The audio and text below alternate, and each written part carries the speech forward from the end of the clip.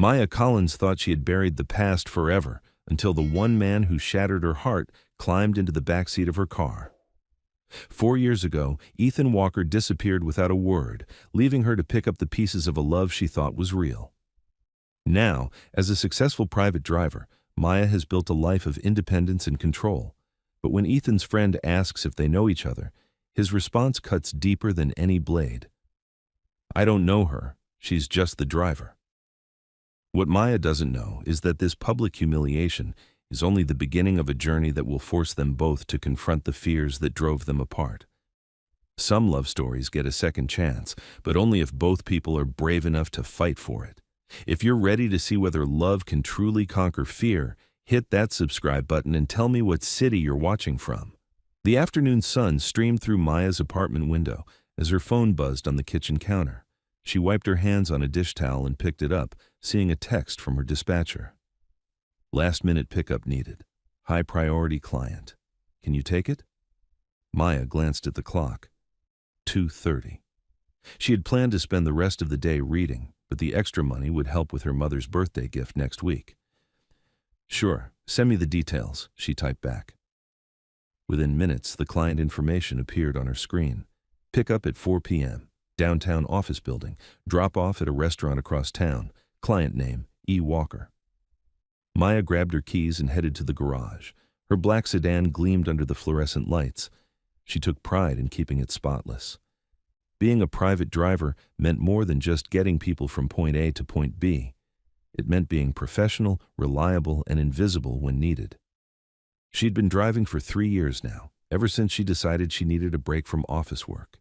There was something peaceful about the road, about the rhythm of the city, about being in control of her own schedule. Most of her clients were business people who needed reliable transportation. Some were elderly folks who no longer felt comfortable driving. All of them appreciated her punctuality and quiet professionalism. As she pulled out of the garage, Maya thought about how different her life had become. 3 years ago, she'd been working in a cramped cubicle, answering phones and filing papers. She had felt trapped, like she was disappearing a little more each day. The driving job had given her freedom and peace of mind.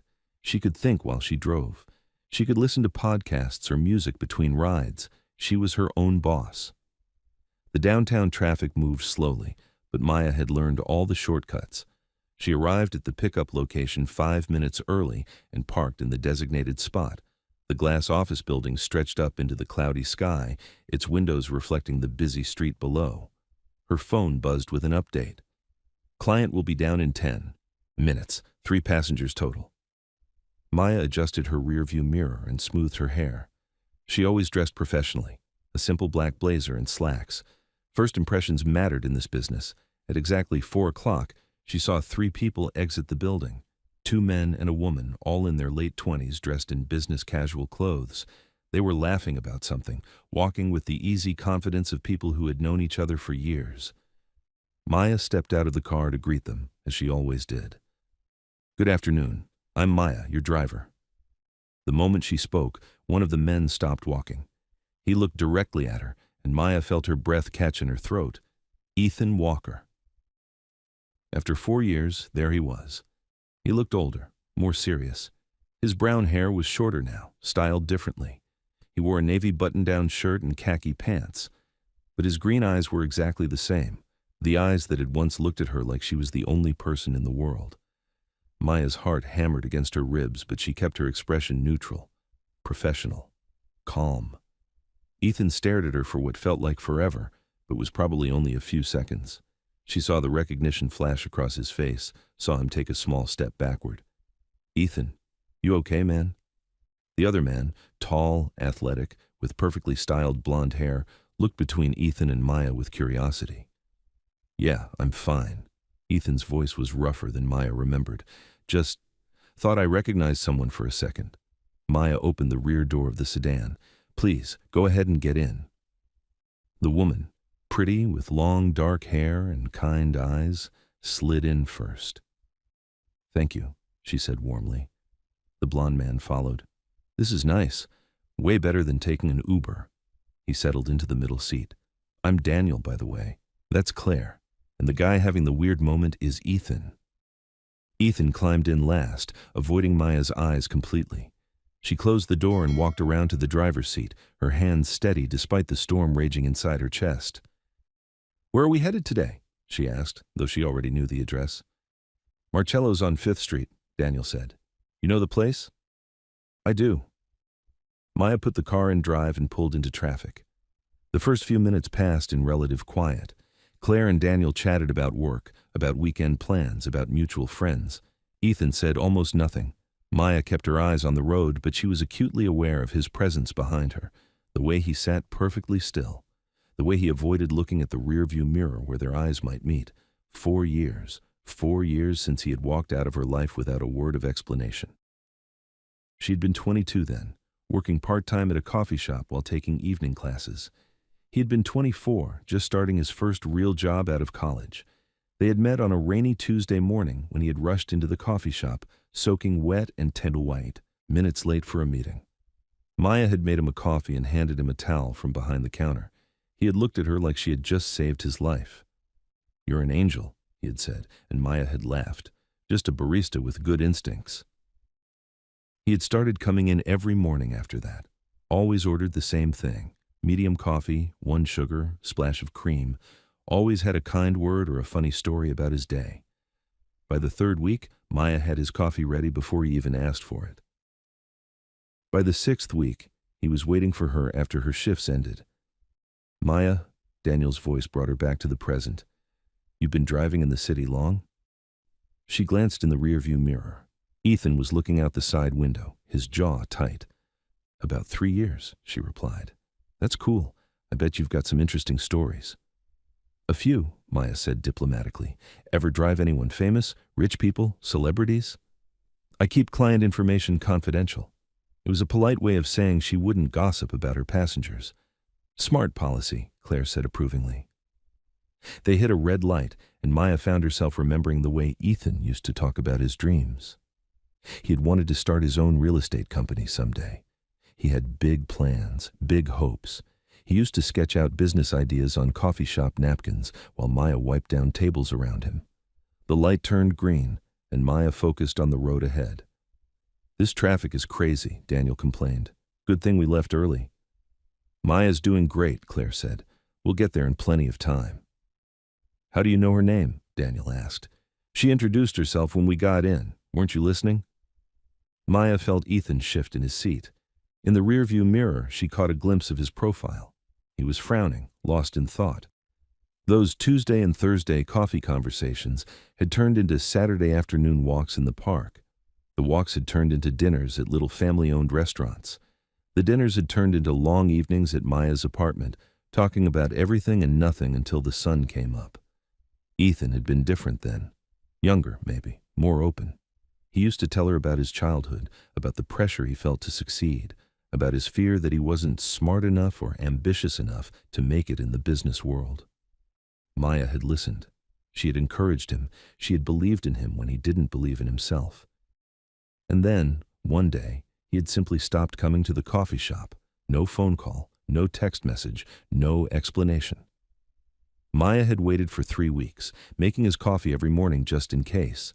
She had driven past his apartment building twice, but had never worked up the courage to knock on his door. Eventually, she had accepted that whatever they had shared was over. She had tried to move on, but seeing him now, sitting in the back of her car, brought all those feelings rushing back. The love, the confusion, the hurt. "Turn right up here," Daniel said. "Marcello's should be on the left." Maya signaled and made the turn. The restaurant was easy to spot, a charming Italian place with white lights strung across the front window. She pulled up to the curb and put the car in park. "That was a smooth ride," Claire said, already reaching for her purse. "Thank you so much." "No problem," Maya replied. Daniel was pulling cash out of his wallet. "So how do we book you again? Do you have a card or something?" "You can call the dispatch service. They'll connect you with me if I'm available." "Cool, I'll definitely do that."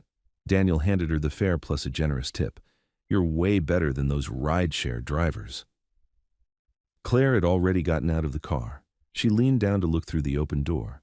"Thanks again. Have a great rest of your day." Daniel climbed out next, stretching his arms above his head. "Come on, Ethan. Let's eat. I'm starving." Ethan had his hand on the door handle, but he hadn't moved to get out yet. "Actually," Daniel said, grinning at Maya through the window. "Do you know this guy? Ethan's been acting weird since we got in the car, like he's seen a ghost or something." Maya's breath stopped. She looked in the rearview mirror and met Ethan's eyes for the first time since he had gotten in the car. His face was pale, his mouth opened slightly as if he wanted to say something. "Daniel," he said quietly, "drop it." But Daniel was already laughing. "Come on, man. It's obvious you two know each other. How do you know Maya?" The silence stretched out like a taut wire. Maya watched Ethan's reflection in the mirror. She saw him swallow hard, saw the moment he made his choice. "I don't know her," he said clearly. "She's just the driver." Just the driver. The words hit Maya like a physical blow. She felt her face grow hot, but she kept her expression perfectly neutral. "Huh," Daniel said, studying Ethan's face. "Could have fooled me, the way you were staring at her." "You're imagining things." Ethan's voice was steady now, controlled. "I've never seen her before in my life." Maya stared straight ahead at the restaurant's front door. Her hands were steady on the steering wheel, but inside, she felt like she was falling. Ethan got out of the car without looking at her again. "Thanks for the ride," he said through the open door, his voice formal and distant. Then he closed the door and walked toward the restaurant with his friends. Maya sat in the car for a long moment, watching them disappear inside. Through the window she could see Daniel pointing at a table, Claire laughing at something on her phone, Ethan sitting down with his back to the street. She took a deep breath, put the car in drive, and pulled away from the curb. Just the driver. The words echoed in her mind as she drove through the city. She had expected, what? That he would jump out of the car and apologize for disappearing? That he would ask for her number? That he would acknowledge what they had once meant to each other? She had been foolish to expect anything at all. Maya drove home on autopilot, her body moving through the familiar motions while her mind reeled. By the time she pulled into her parking spot, her hands were shaking slightly. She sat in the car for a few minutes, letting the silence wash over her. Her phone buzzed, a text from her dispatcher asking if she could take another ride. Maya stared at the message for a long moment, then typed back, "I'm done for the day, not feeling well." She walked up to her second-floor apartment, unlocked the door, and stepped inside. The space was small but comfortable. A living room with a couch and a bookshelf, a tiny kitchen, a bedroom just big enough for a double bed and a dresser. Maya set her keys on the counter and walked to the window. The afternoon sun was getting lower, casting long shadows across the parking lot below. Her phone rang. "Mom." Maya considered letting it go to voicemail, but Ruth Collins had a sixth sense about her daughter's moods. "Hi, Mom." "Hey, baby. How was your day?" "Fine. Normal." "You sound tired." Maya closed her eyes. Her mother knew her too well. "I'm okay. Just ran into someone from my past today." "Oh?" Ruth's voice became more alert. "Anyone I know?" "Ethan." Silence then. "Oh, honey." Ruth had never met Ethan, but she had seen Maya's heartbreak 4 years ago. She had been the one to bring soup and tissues during those first awful weeks. She had been the one to finally convince Maya to get out of bed and start living again. "Where did you see him?" "He was a client. A ride I picked up this afternoon." "How was it? Did you two talk?" Maya laughed, but there was no humor in it. "He pretended not to know me." "What?" "His friends were asking if we knew each other, and he said he'd never seen me before. Called me just the driver." "That son of a—" Ruth caught herself. "I'm sorry, baby, that must have hurt." Maya felt tears pricking at her eyes for the first time since it happened. "It did. Do you want me to come over? I can bring dinner." "No, Mom, I'm okay, really." "You sure?" Maya wiped her eyes. "Yeah, I just need to process it, you know? It's been 4 years. I thought I was over it." "Some hurts run deeper than others," Ruth said gently. "But you survived without him before. You'll survive this too." "I know. And Maya, for what it's worth, any man who would deny knowing you doesn't deserve you anyway." Maya smiled for the first time since leaving the restaurant. "Thanks, Mom." "I love you, baby." "Love you too." After she hung up, Maya made herself a cup of tea and curled up on the couch. She tried to read, but her mind kept wandering back to the car, to Ethan's face in the rearview mirror. to those three devastating words, just the driver. As the sun set outside her window, Maya made a decision. She would not chase Ethan Walker again. She would not wonder what if, or try to figure out why he had acted the way he did. She was 26 years old, financially independent, and building a life she was proud of. If Ethan Walker wanted to pretend she didn't exist, that was his choice. But Maya refused to let his denial define her worth. She had work to do, a life to live, and dreams that had nothing to do with a man who couldn't even acknowledge her existence. Just the driver? Fine. She was a damn good driver. And that was enough. The next morning, Maya woke up feeling more like herself. She had coffee and toast while reading the news on her phone, then spent an hour organizing her apartment. Physical activity always helped her think more clearly. Her phone rang at 9:15. Maya, it's dispatch. I have a booking request specifically for you. Maya frowned. From who? E. Walker. Pick up at 10:30. Maya's stomach dropped. Did he say why he requested me specifically? Nope. Just asked if you were available. Should I tell him you're booked? Maya considered it.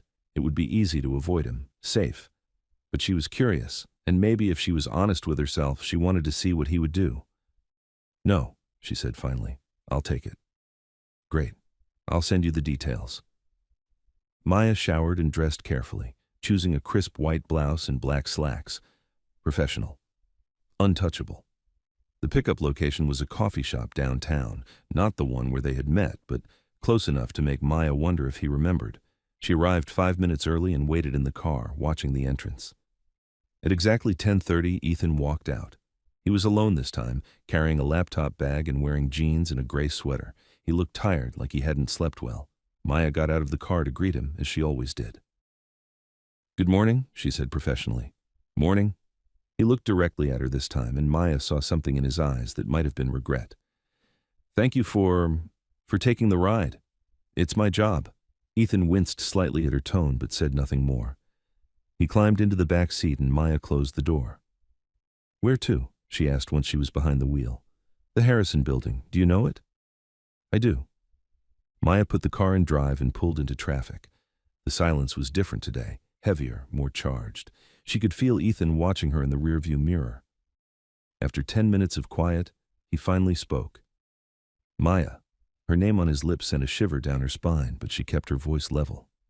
Yes? I owe you an explanation.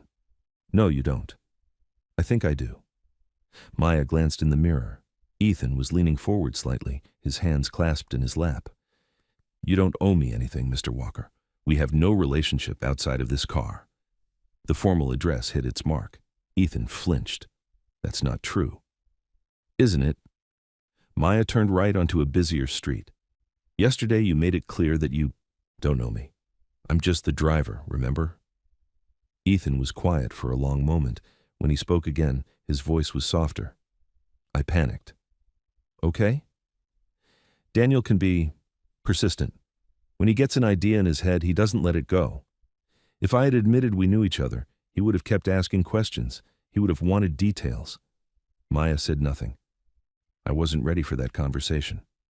So you denied knowing me? Yes. Because you were embarrassed?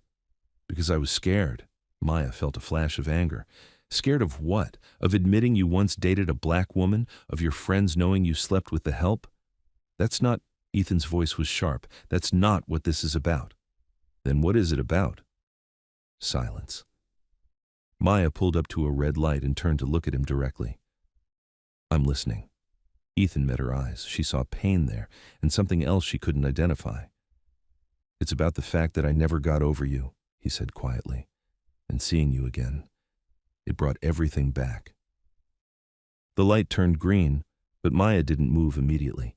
A car honked behind her, and she drove forward, her heart racing. You never got over me, she repeated. No. Is that why you disappeared 4 years ago? Because you couldn't get over me? Another long silence. I got scared then, too, Ethan admitted. Things were getting serious between us, real. And I didn't know how to handle it. Maya felt tears prick at her eyes, but she blinked them away. So you just left? I'm not proud of it. But you did it anyway. Yes. They drove in silence for the rest of the trip. Maya pulled up to the Harrison building and put the car in park. Ethan made no move to get out. Maya, he said, I know I don't have the right to ask this, but would you be willing to have coffee with me, to really talk? Maya stared straight ahead. Why? Because I've regretted walking away from you every single day for 4 years. Because I want to try to explain why I did it. And because... He took a breath. Because I'd like the chance to apologize properly. Maya was quiet for so long that Ethan began to think she wouldn't answer. Finally, she spoke. There's a cafe on Maple Street called Luna's. Do you know it? I'll find it. 7 o'clock tonight. I'll be there. Ethan got out of the car, then leaned down to look through the open door. Maya, thank you. She nodded but didn't look at him. Have a good day, Mr. Walker. Ethan closed the door, and Maya drove away. That evening, Maya changed clothes 3 times before settling on jeans and a simple blue sweater. She didn't want to look like she was trying too hard, but she also didn't want to look like she didn't care. She arrived at Luna's at exactly 7 o'clock. It was a small place, cozy and warm, with mismatched furniture and local art on the walls. Maya ordered a latte and found a table in the back corner.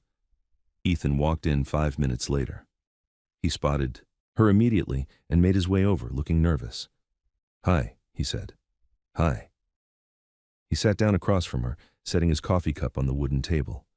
For a moment, neither of them spoke. Thank you for coming, Ethan said finally. I almost didn't. But you did. Maya studied his face. He looked older than he had 4 years ago, more serious. There were lines around his eyes that hadn't been there before. You said you wanted to explain, she said. Ethan nodded. He wrapped his hands around his coffee cup and stared down at it for a moment before speaking. When we met, he began, I was in a really strange place in my life. I had just graduated. I was starting my first real job. I was trying to figure out who I was supposed to be as an adult. Maya listened without interrupting. You were like this light in my life. Every morning I looked forward to seeing you at the coffee shop. Every conversation we had made me feel like I was becoming a better version of myself. Then why did you leave? Ethan looked up at her. Because I realized I was falling in love with you, really, deeply in love, and that scared the hell out of me. Why? Because I didn't think I was good enough for you. Maya blinked. What? You had your whole life figured out. You were working, going to school, supporting yourself. You were confident and strong and beautiful. And I was a mess. I was anxious about work, worried about money, terrified that I was going to fail at everything. That doesn't explain why you left without saying goodbye. Ethan sighed. I convinced myself that you were better off without me, that I was holding you back. So instead of talking to you about how I was feeling, I just disappeared. Maya felt anger rising in her chest. That wasn't your choice to make. I know that now. Do you? Because yesterday you did the exact same thing. You were scared, so you denied knowing me. Ethan winced. You're right, I did. So what's changed? Why should I believe that you won't just disappear again when things get difficult? Because I've spent 4 years regretting the biggest mistake I ever made. Because I've learned that running away doesn't solve anything. And because, he met her eyes, because I never stopped loving you. Maya's breath caught. The words hung in the air between them. That's not fair, she said quietly. I know. You can't just say that and expect it to fix everything. I don't expect it to fix anything. I needed you to know. Maya stared at him for a long moment. She could see the sincerity in his eyes, but she could also see the same uncertainty that had driven him away before. What do you want from me, Ethan? A second chance. To do what? To run away again when you get scared? No, to try to be the man I should have been 4 years ago. Maya felt tears threatening again. She had imagined this conversation so many times in those first months after he left. She had planned what she would say, how she would react, but now that it was actually happening, she felt lost. I don't know if I can trust you again, she said honestly. I understand. I don't know if I even want to try. Ethan nodded slowly. I understand that too. They sat in silence for a while, sipping their coffee and avoiding each other's eyes. Finally, Maya spoke. I was happy, before yesterday. I had built a good life for myself. I liked my job, I had friends, I was content. I'm glad. And then you showed up in my car and all of that went out the window. One day, and I'm right back where I was 4 years ago, confused and hurt and angry. I'm sorry. Are you? Or are you just sorry you got caught? The question was sharp, and Maya saw it hit its target. Both, Ethan said quietly. I'm sorry I hurt you, and I'm sorry I was too much of a coward to handle seeing you again. It was an honest answer, and Maya appreciated that. What happened to Claire? She asked suddenly. Ethan looked confused. Claire? The woman you were with yesterday, your girlfriend? Oh, she's not my girlfriend. We've been on a few dates, but it's not serious. Does she know that? Ethan shifted uncomfortably. We haven't had the exclusive conversation yet. Maya shook her head. So you're still running away from commitment? It's complicated. No, Ethan, it's not. Either you're with someone or you're not. Either you're honest about your feelings or you're not. There's nothing complicated about it. Ethan was quiet for a moment. You're right. I know I am. I'll talk to her. That's not my business. But you're right, she deserves honesty. Maya finished her latte and checked the time on her phone. They had been talking for almost an hour. I should go, she said. Maya, wait. Ethan reached across the table, stopping just short of touching her hand. Can we try to be friends? Start over, maybe? Maya looked at his outstretched hand, then back at his face. I don't want to be your friend, Ethan. His face fell. I want to be someone you're proud to know in public. I want to be someone you don't deny or hide from your friends. I want to be someone worth fighting for. She stood up. When you figure out how to be that kind of man, call me. Maya walked out of the cafe without looking back. She drove home through the quiet streets, feeling emotionally drained, but somehow lighter than she had that morning. She had said what she needed to say. The ball was in Ethan's court now. Her phone buzzed as she was getting ready for bed, a text from an unknown number. Thank you for tonight, for being honest with me. You deserve better than I've given you. I want to try to be the man you described. E. Maya read the message twice, then set her phone aside without responding. Words were easy, actions were harder.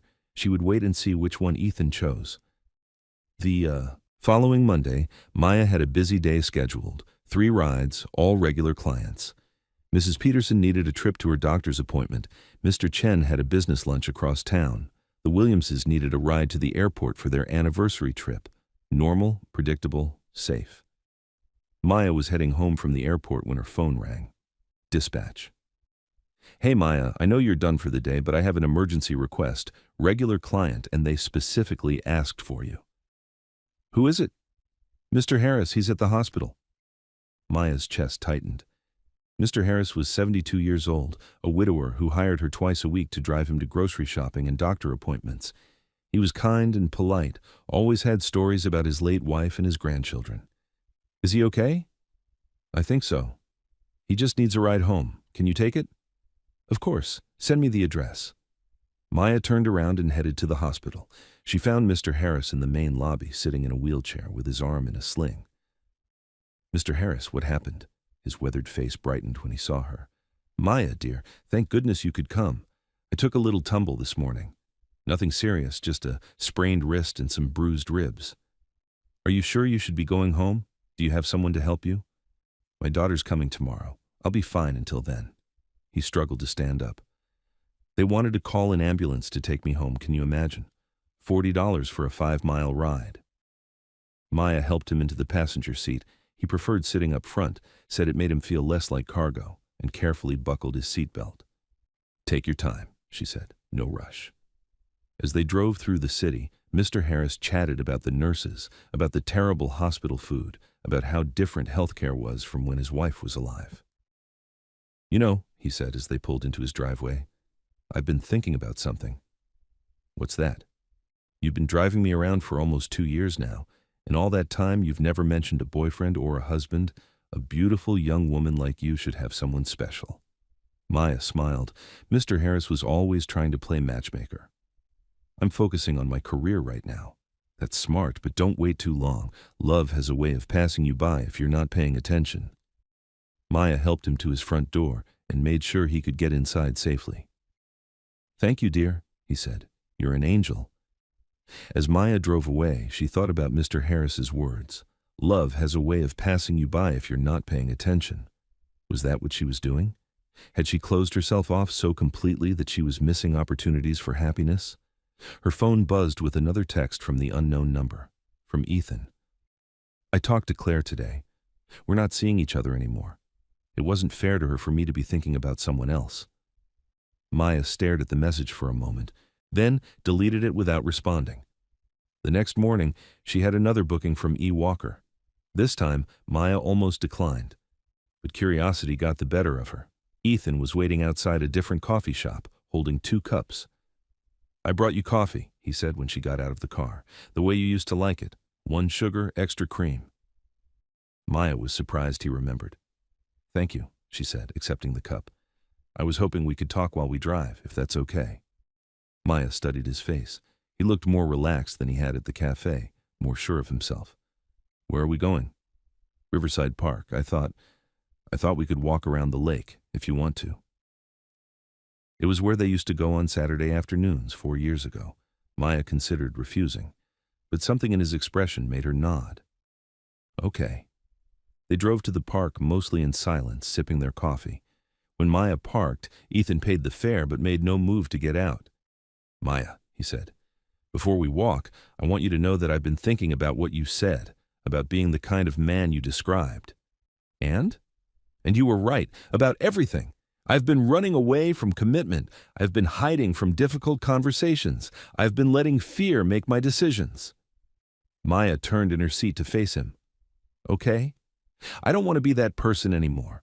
I want to be someone you can count on, someone who shows up when things get hard instead of disappearing. That's a nice thought, Ethan. But how do I know you mean it? Ethan pulled out his phone and showed her a screenshot. I sent this to Daniel and 3 other friends yesterday. Maya read the message. I need to clear something up.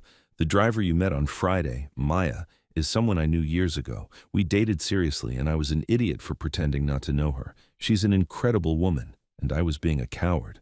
I owe her a huge apology, and I owe all of you an honest explanation. Maya's eyes widened. You sent this to them? And I posted something similar on social media, not with your name, just acknowledging that I had been dishonest about knowing someone I cared about. Maya stared at the phone screen. Why? Because you said you wanted to be someone I was proud to know in public. I wanted to prove to you that I am proud to know you, proud to have known you, and ashamed that I ever suggested otherwise. Maya felt something shift in her chest. It was a small gesture maybe, but it represented something bigger. A willingness to be vulnerable, to risk judgment from his friends. What did they say? Daniel was confused. A couple of the others were supportive. One guy said he was disappointed in me for lying. Ethan shrugged. I deserved that. Yes, you did. They got out of the car and began walking toward the lake. The afternoon was crisp and clear, with families pushing strollers and couples holding hands along the paved path. I remember this place, Maya said softly. You used to bring breadcrumbs for the ducks. And you always complained that we were making them dependent on humans instead of teaching them to find their own food. Ethan laughed. I was pretentious. You were 24. They walked in comfortable silence for a while, watching joggers pass by and dogs chase tennis balls. Can I ask you something? Ethan said eventually. Sure. Are you happy? I mean, really happy, with your life the way it is now? Maya considered the question. Most of the time, yes. I like my independence. I like my job. I have a good relationship with my mom, a few close friends. I'm not lonely, if that's what you're asking. But what? You said most of the time. What about the rest of the time? Maya stopped walking and sat down on a bench facing the water. Ethan sat beside her, careful to leave space between them. Sometimes I wonder what it would be like to share my life with someone, she said honestly. To have a partner, someone to come home to, someone to make plans with. But not just anyone. No, not just anyone. Someone who sees me, really sees me. Someone who isn't afraid of deep conversations or difficult emotions. Someone who won't run away. Maya looked at him. Yeah. They watched a young couple walk by, laughing about something private and intimate. I want to be that person, Ethan said quietly. You've said that. I know, and I know words aren't enough. He turned to face her fully. What would it take? For you to believe that I've changed? Maya was quiet for a long time, thinking. Consistency, she said finally. Time. Proof that when things get difficult, and they will get difficult, you won't just disappear. How much time? I don't know. However long it takes for me to trust you again. And until then, Maya met his eyes. Until then, we take things very slowly. We get to know each other again. We see if the people we are now are compatible with each other. Like dating. Like being friends first. Real friends. People who are honest with each other, who show up for each other, who don't play games or make assumptions. Ethan nodded slowly. I'd like that.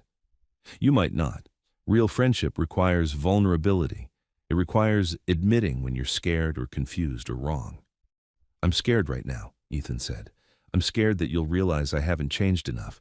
I'm scared that I'll mess this up again. And I'm scared that even if I do everything right, you might decide you don't want to try. Maya felt a smile tug at the corner of her mouth. See? That wasn't so hard. What? Being honest about how you feel. They sat on the bench until the sun began to set, talking about their jobs, their families, their dreams for the future. It was easier than Maya had expected, falling back into conversation with him. Some things never changed. As they walked back to the car, Ethan's phone buzzed. It's Daniel, he said, looking at the screen. He wants to know if I'm free for dinner. Are you? I don't know. Are we done talking? Maya unlocked the car. We're done for today. Then I'm free. Ethan typed a quick response, then looked at Maya. Would you want to come? As friends, I mean. You could meet them properly. Maya hesitated. The idea of spending time with Ethan's friends, the same friends who had witnessed his denial of her, made her nervous. I don't think I'm ready for that, she said. That's okay? Another time, maybe? Maybe. Maya drove Ethan back to his car, parked outside the coffee shop where she had picked him up. Thank you, he said before getting out. For today. For giving me a chance to try again. Don't thank me yet. We'll see how this goes. Fair enough? Ethan paused with his hand on the door handle. Maya, can I ask you something else? What? If this works, if we figure out how to be friends, and if somewhere down the line we decide to try for more, would you be willing to take it slow with the physical stuff too? Maya was surprised by the question and by the careful way he asked it. What do you mean? I mean, I don't want to rush anything. Last time we got physical pretty quickly, and I think that confused things for me. Made it easier for me to run when emotions got complicated. Maya studied his face. You think taking sex off the table would help you think more clearly? I think it would help me focus on getting to know you again, on being a better friend first. It was a mature perspective, and Maya respected it. Okay, she said. We'll take everything slow. Thank you. Ethan got out of the car and walked to his sedan parked a few spaces away. Maya waited until he drove off before heading home. That night, she called her mother. So, Ruth said after Maya had filled her in on the day's events. What do you think? I think he's trying, Maya said. I think he's scared, but he's trying. And you? How are you feeling about all this? Maya curled up on her couch with a cup of tea. Cautiously optimistic. He said some things today that made me think he's been doing some real thinking about what went wrong before. But actions speak louder than words. It's easy to say you've changed. It's harder to prove it. Smart girl, don't let your guard down too fast. I won't. But don't close yourself off completely either, Ruth added gently. Sometimes people do learn from their mistakes. I know, Mom. I love you, baby. Love you too. After they hung up, Maya sat in the quiet of her apartment, thinking about the day, about Ethan's willingness to be vulnerable, his decision to tell his friends the truth, his suggestion that they take things slow. 4 years ago, when he had walked out of her life, she had been devastated. She had felt like she wasn't worth fighting for, worth staying for. Today, for the first time, she wondered if maybe His leaving had had more to do with his own fears than with her worth. It was a dangerous thought, but maybe, just maybe, it was time to find out. 3 weeks passed in a careful dance of friendship. Maya and Ethan met for coffee twice a week, always in public places, always with clear boundaries. They talked about work, about books they were reading, about childhood memories. Maya learned that Ethan had been promoted to assistant property manager at his real estate company. Ethan learned that Maya was thinking about starting her own driving service instead of working through dispatch. It felt safe, comfortable, like testing the waters with your toe before jumping into a cold lake.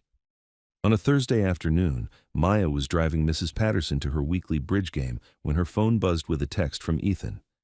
"Coffee later? I have something I want to tell you." Maya frowned at the message. Ethan's texts were usually casual, light. This one sounded serious. "Everything okay?" she texted back at the next red light. "Yeah, just want to talk in person." Maya dropped Mrs. Patterson off at the community center and drove to Luna's cafe. Ethan was already there, sitting at their usual table in the back corner. He looked nervous, fidgeting with his coffee cup. "Hey," Maya said, sliding into the chair across from him. "Hey." Ethan looked up at her, and Maya could see something was weighing on him. "What's going on? You look like you haven't slept." "I haven't really." Ethan ran a hand through his hair. "Maya, I need to tell you something, and I'm afraid it's going to make you angry." Maya felt her stomach tighten. "Okay, what is it?" "Daniel's been asking questions. About us, about why I lied that first day. And I've been telling him we're just friends now, that we're working through some old issues." Maya nodded. "That's the truth. But yesterday he saw us together. Here, actually. He was across the street at the bank and he saw us talking." "So?" Ethan took a deep breath. "He thinks we're hiding a relationship from him. He's been texting me all morning, saying he knows there's more to the story." Maya felt a familiar flicker of anger. "And you're worried about what he'll think?" "No. I'm worried about what you'll think when I tell you what I said to him." "What did you say?" Ethan met her eyes. "I told him the truth. All of it. About how we dated 4 years ago, about how I was in love with you, about how I ran away because I was scared, about how seeing you again made me realize I never got over you." Maya blinked. "You told him all of that?" "Yes." "Why?" "Because I was tired of lying. And because—" Ethan hesitated. "Because I realized that part of proving I've changed means being honest with everyone in my life about who I am and what I want." Maya stared at him. "What did he say?" "He said I was an idiot for letting you go the first time, and I'd be an even bigger idiot to mess it up again." Despite her surprise, Maya felt a smile tug at her lips. "Smart man. He wants to apologize to you for being pushy that first day. He feels bad about putting you in that position. That's not necessary." "I told him that, but he's stubborn." Ethan leaned forward slightly. "Maya, are you angry that I told him?" Maya considered the question. A month ago she might have been, but now— "No," she said. "I'm not angry. I'm surprised, but not angry." "Really? You kept your word. You said you wanted to be someone who was honest about knowing me, and you followed through, even when it was uncomfortable." Ethan's shoulders relaxed. "I was so worried you'd think I was betraying your trust. If you had told him without asking me first, maybe. But this feels different. This feels like you making a choice to be truthful because it's the right thing to do." They sat in comfortable silence for a moment, sipping their coffee. "Can I ask you something?" Maya said. "Of course. When you told Daniel about being in love with me, was that past tense or present tense?" Ethan's coffee cup froze halfway to his lips. He set it down carefully and looked directly at her. "Present tense," he said quietly. Maya's heart skipped a beat. "Ethan, I know we said we were going to be friends first. I know we're taking things slow. I'm not asking you to say it back or to change anything about how we're doing this. I couldn't keep pretending that my feelings for you are in the past when they're not." Maya felt something warm unfurl in her chest. Not just attraction, though that was there. Something deeper, something that felt like possibility. "Thank you for telling me," she said. "Are you okay with it? With me feeling that way while we're trying to be friends?" Maya thought about it. I think it makes me feel safer, actually. Safer? Knowing that you have something to lose makes me believe you'll try harder not to run away. Ethan smiled. That's very practical of you. I'm a practical person. You are. It's one of the things I've always loved about you. The word hung between them, loaded with history and hope. Maya's phone buzzed, a text from dispatch. I have to take this, she said, reading the message. Emergency pickup. Of course. Go. Maya stood up, then hesitated. Ethan? Yeah? I'm glad you told Daniel the truth, and I'm glad you told me how you feel. She left before he could respond, but she saw the smile spread across his face as she walked away. The emergency pickup was Mr. Harris again. This time he was at his daughter's house, and his daughter was the one who had called for a ride. Maya arrived to find Mr. Harris sitting on the front porch with a woman in her 40s who had his eyes and his stubborn chin. Maya, Mr. Harris stood up carefully, favoring his still healing ribs. I'd like you to meet my daughter, Rebecca. Nice to meet you, Rebecca said, shaking Maya's hand. Dad talks about you all the time. Says you're the most reliable driver in the city. Maya smiled. He's very kind. Mom, she's also single, Mr. Harris said with a mischievous grin. Dad? Rebecca looked mortified. What? I'm just saying. Maya's a catch. Some lucky man is going to snatch her up soon. Maya laughed. Mr. Harris, you're terrible. As she drove him home, Mr. Harris chatted about his visit with his daughter, about his grandchildren's soccer games, about the book he was reading. You seem happy today, he observed as they pulled into his driveway. Do I? Lighter somehow. Good news? Maya helped him out of the car and walked him to his door. Maybe. It's too early to tell. Well, whatever it is, I hope it works out for you. You deserve good things, Maya. That evening, Maya was cooking dinner when her doorbell rang. She looked through the peephole and saw a delivery driver holding flowers. Maya Collins? Yes? These are for you. Maya accepted the bouquet, simple white daisies with a few yellow roses mixed in. Her favorite flowers. Flowers Ethan couldn't possibly remember from 4 years ago because she had never told him. She opened the card. Thank you for listening today. Thank you for being patient with me. Thank you for giving me another chance to prove I'm worth your time. E. Maya smiled and put the flowers in a vase on her kitchen table. Then she picked up her phone and called Ethan.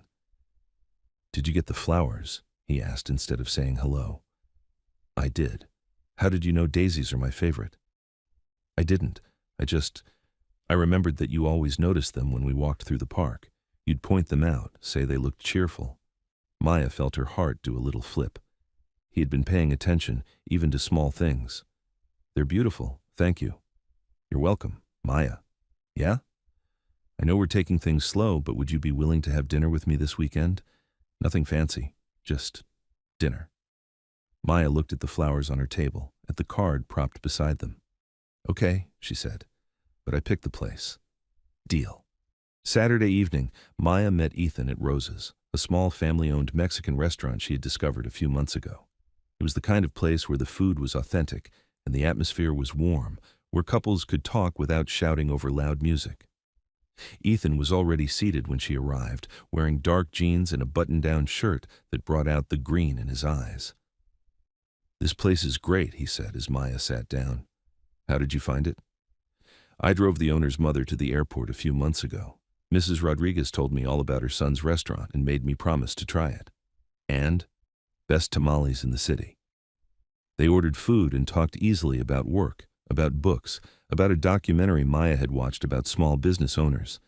It felt natural, comfortable in a way that made Maya remember why she had fallen for Ethan in the first place. Can I tell you something? Ethan said over dessert. Sure.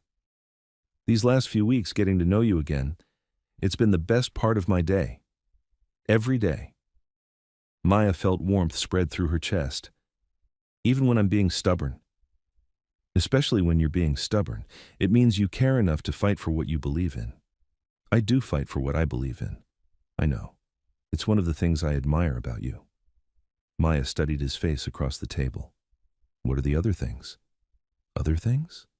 You said it's one of the things you admire about me. What are the others? Ethan smiled. You really want to know? I really want to know. Okay. Ethan leaned back in his chair, thinking. I admire how kind you are to your clients, especially the older ones. I admire how you've built a business doing something you love. I admire how close you are to your mother, how you take care of her without making her feel like a burden. Maya felt tears prick at her eyes. You've been paying attention. I never stopped paying attention to you, Maya, even when I was too scared to act on it. They walked to their cars together after dinner, moving slowly in the cool night air. I had a good time tonight, Maya said when they reached her sedan. So did I. Ethan stood close enough that Maya could smell his cologne, could see the flecks of gold in his green eyes under the streetlight. Maya, he said softly. Yes? I want to kiss you goodnight, but I also want to respect the boundaries we set. Maya's pulse quickened. She wanted him to kiss her too, more than she had realized. One kiss, she said. Just one. Ethan stepped closer and cupped her face gently in his hands. He looked into her eyes for a moment, as if memorizing her face, then leaned down and kissed her. It was soft and sweet and careful, nothing like the passionate kisses they had shared 4 years ago. This felt like a promise, like the beginning of something new instead of the continuation of something old. When they broke apart, Maya felt breathless. That was nice, she said. It was. But we're still taking things slow. We are. Good. Maya unlocked her car.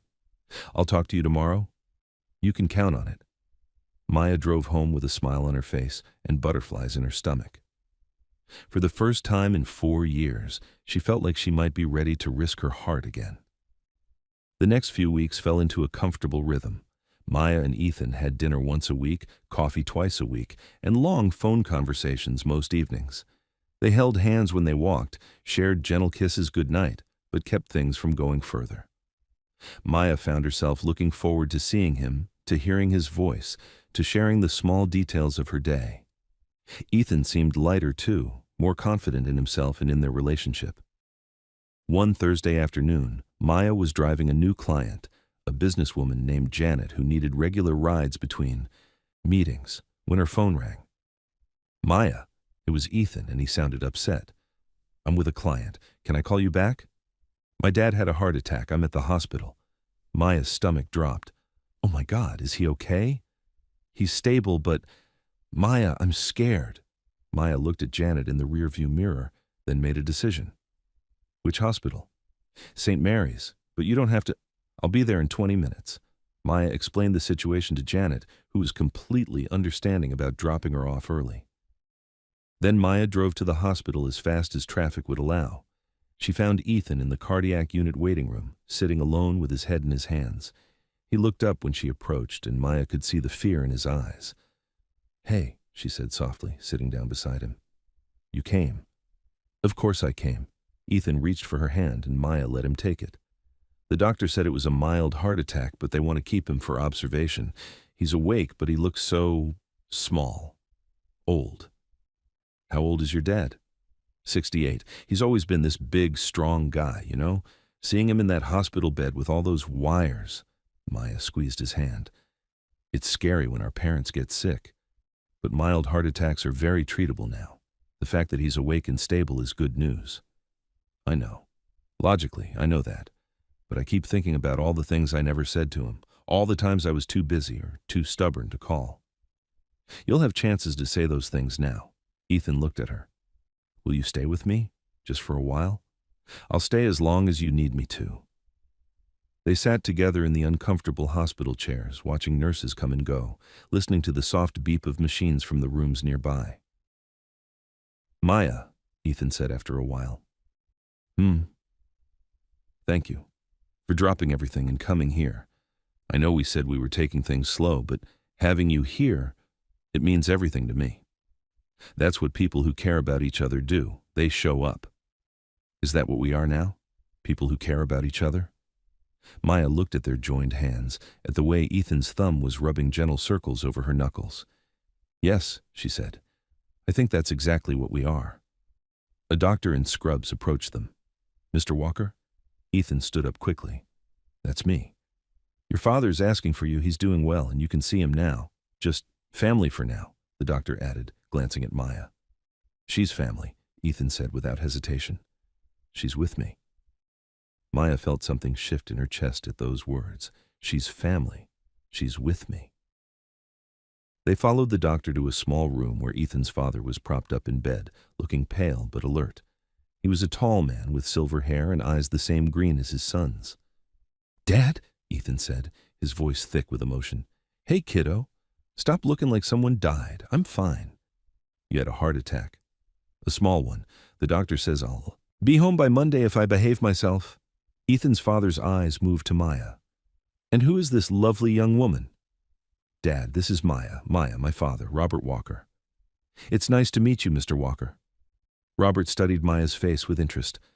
"Maya, you're the one Ethan's been talking about nonstop for the past month." "Dad?" Ethan said, his cheeks reddening.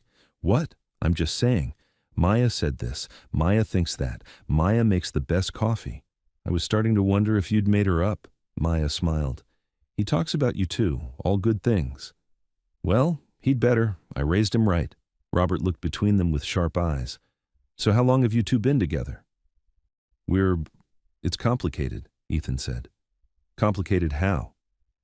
Maya and Ethan exchanged a look. "We dated a few years ago," Maya said. "We're getting to know each other again." "Ah, second chance romance. Those can be the best kind, you know. You've already made all the big mistakes." "Robert," a nurse said from the doorway, "time for your medication." "Already? Fine, fine." He looked at Ethan. "Go home, son. Get some rest. I'll still be here tomorrow." "Are you sure?" "I'm sure. And bring Maya with you when you come back. I want to hear more about this complicated situation of yours." Outside in the parking lot, Maya and Ethan stood by their cars in the fading evening light. "I'm sorry about that," Ethan said. "My dad can be a little direct. I liked him. He seems like a good man." "He is. He's going to love you, you know." Maya felt her heart skip. "Think so?" "I know so. And Maya?" "Yeah? Thank you again for coming, for staying with me. I don't think I could have gotten through today without you. You would have been fine. Maybe, but I'm glad I didn't have to find out." Ethan stepped closer and kissed her gently, his hands cupping her face. "I love you," he said softly when they broke apart. "I know we haven't talked about the future yet. I know we're still figuring things out, but I needed you to know. I love you, Maya." Maya felt tears spring to her eyes. Not sad tears, but happy ones.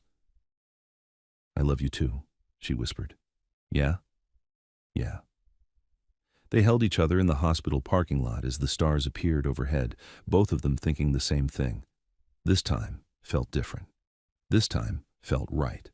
This time they were going to make it work. Robert Walker was released from the hospital on Monday, as predicted. Maya drove Ethan to pick him up, and on the way to Robert's house, the older man regaled them with stories about the terrible hospital food and the young nurse who had tried to tell him he couldn't read past 10 o'clock. "She said I needed my rest," Robert said from the back seat. "I told her I've been staying up past 10 for 68 years. I think I can manage one more night."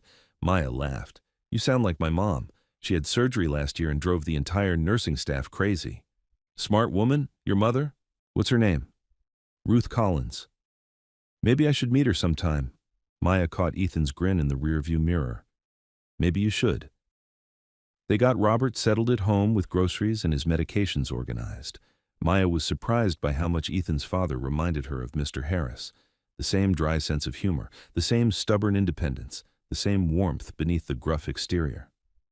"Maya," Robert said as they were getting ready to leave, "can I talk to you for a minute? Alone?" Ethan looked between them. "Dad." "Go start the car, son. I'll just be a minute." When Ethan had left, Robert turned to Maya with a serious expression. "I want to thank you," he said. "For what?" "For giving my boy another chance. I don't know what happened between you two before, but I can see it was serious, and I can see he hurt you." Maya was surprised by his directness, but she appreciated it. "He did," she said honestly, "but people can change." "Some can. Ethan's a good man, but he's always been his own worst enemy. Too much thinking, not enough feeling. You seem to be good for him in that regard." "He's good for me, too." Robert nodded approvingly. "That's how it should be. Equal give and take." He paused. "Can I give you some advice?" "Sure." Don't let him get too comfortable with talking about feelings instead of showing them. Actions matter more than words, especially with men like my son. Maya thought about that. What do you mean? I mean, he can tell you he loves you every day, but what matters is whether he shows up when you need him, whether he puts you first when it counts, whether he fights for you instead of just fighting with himself. It was wise advice, and Maya could see where Ethan got his thoughtfulness. I'll keep that in mind, she said. Good. Now go on before he thinks I'm trying to steal his girlfriend. In the car, Ethan was quiet for the first few miles. What did my dad say to you? He finally asked. He told me not to let you get too comfortable with words instead of actions. Ethan winced. Ouch. It was good advice. It was. My dad's always been big on actions over words. Sometimes I think he wishes I was more like that. Maya looked at him. What do you mean? I overthink everything. I talk things to death. Sometimes I think he wishes I was more decisive, I don't know, more traditionally masculine, I guess. Do you think that? Sometimes. Maya reached over and took his hand. I like that you think before you act. I like that you're willing to talk about difficult things. The problem 4 years ago wasn't that you thought too much. It's that you didn't talk to me about what you were thinking. Ethan squeezed her hand. So you don't want me to be more like my dad? I want you to be like you, the best version of you. What does the best version of me look like? Maya considered the question. Honest, present, willing to be vulnerable even when it's scary. Someone who shows up. Someone who shows up, Ethan repeated thoughtfully. Your dad was right about actions mattering. But that doesn't mean you have to change who you are, fundamentally. It just means you have to follow through on the things you say. They drove in comfortable silence for a while, both lost in thought. Maya, Ethan said as they pulled into her apartment complex. Yeah? I want to show up for you. Not just when things are easy, but when they're hard too. I want to prove that I've really changed. You're already proving it. How? You came to me when your dad was in the hospital. You let me be there for you. 4 years ago, you would have handled that alone. Ethan parked the car and turned to face her. You're right. I would have. So you're already different than you were. You just have to keep being different. I love you, Ethan said suddenly. I love you too. Do you want to come upstairs? We could order dinner, watch a movie. Maya felt a flutter of anticipation. They'd been spending more time together, but always in public or at her place. This felt like another step forward. Okay, she said, but I get to pick the movie. Deal. Ethan's apartment was exactly what Maya had expected. Clean, organized, with a few pieces of nice furniture and books everywhere.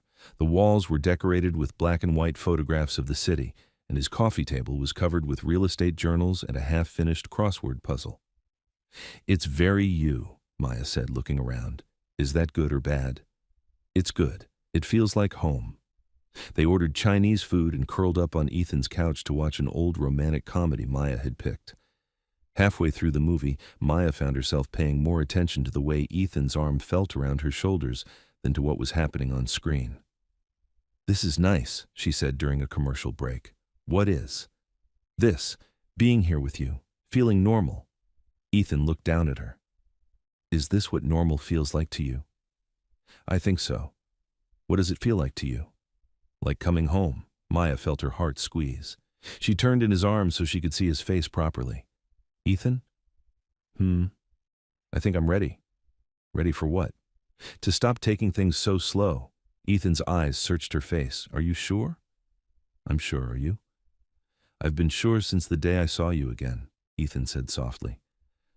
I just wanted to make sure you were ready too. Maya leaned up and kissed him, soft and sweet at first, then deeper as Ethan pulled her closer. I love you, she whispered against his lips.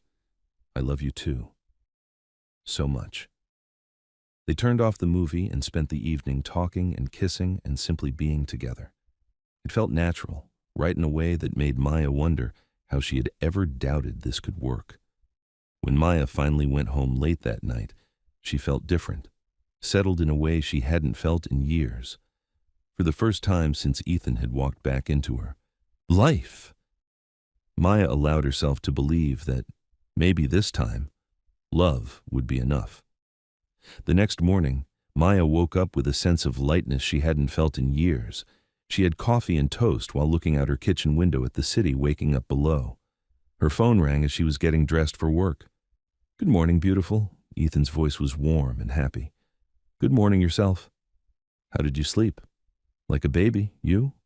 "Best night's sleep I've had in months." Maya smiled as she checked her schedule for the day. 3 regular clients, plus a new booking for the afternoon. "What's your day look like?" she asked. "Meetings all morning, but I should be free by lunch. Want to grab something together?" "I can't. I'm booked solid until 5. "Dinner then?" "I'd like that." "Great. I'll pick the place this time." They talked for a few more minutes about their plans for the weekend, about Robert's follow-up doctor appointment, about nothing important and everything that mattered. Maya was still smiling when she hung up the phone. Her first client of the day was Mrs. Peterson, who needed a ride to her weekly hair appointment.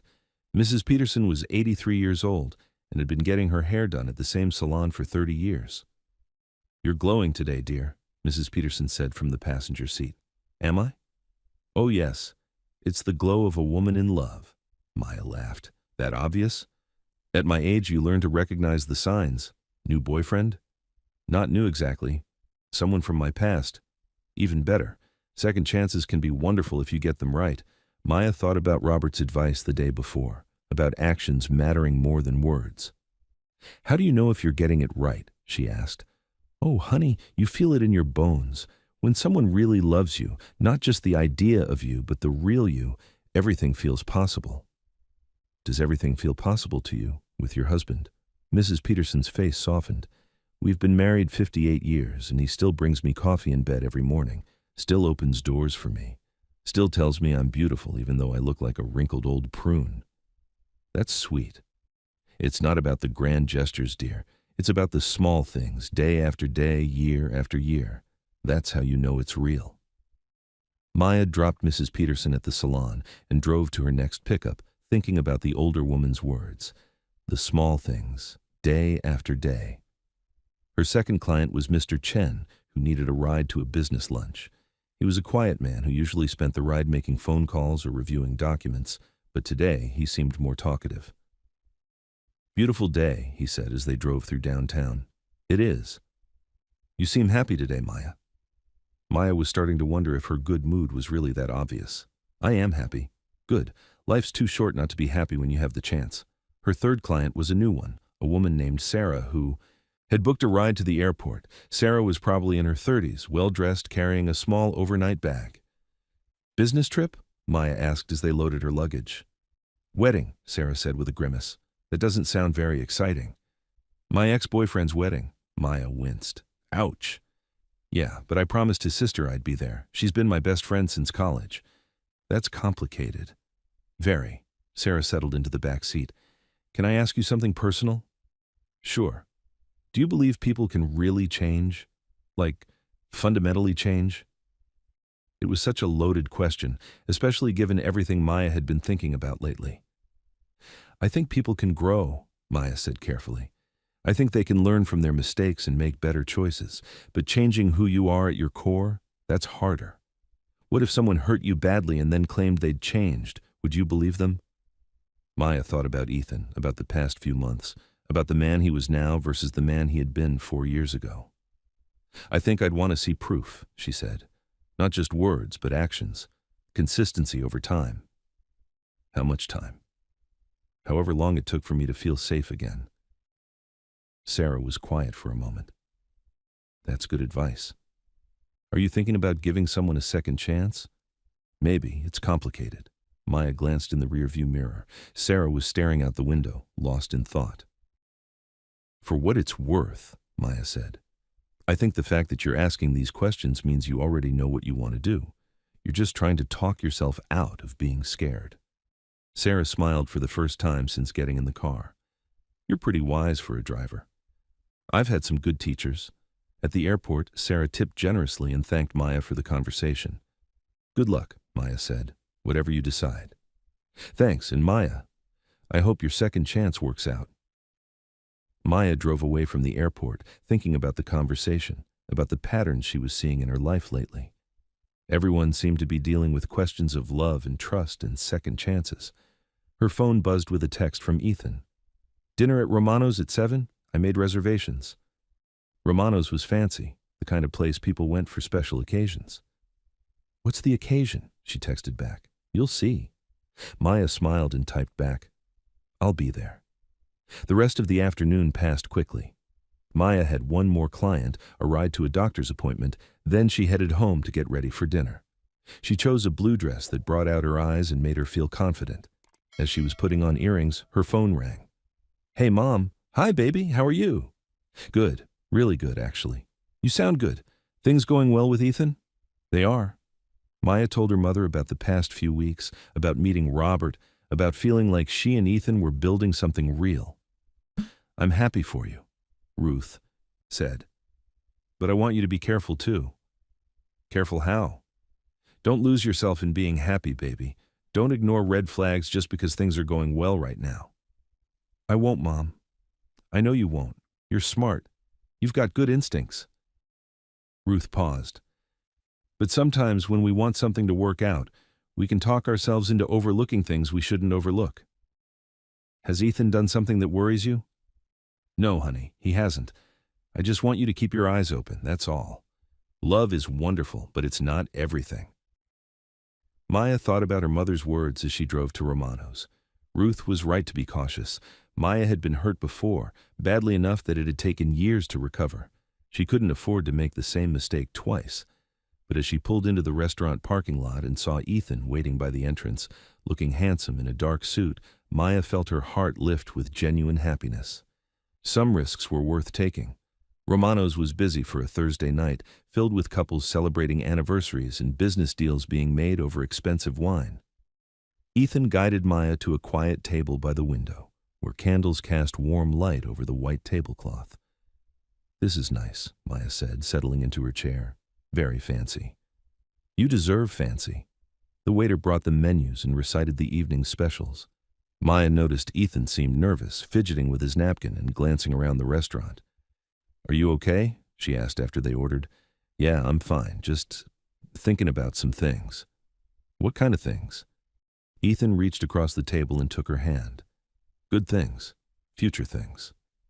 Maya felt a flutter of anticipation mixed with anxiety. The way he was looking at her, the fancy restaurant, the nervous energy, it all felt very significant.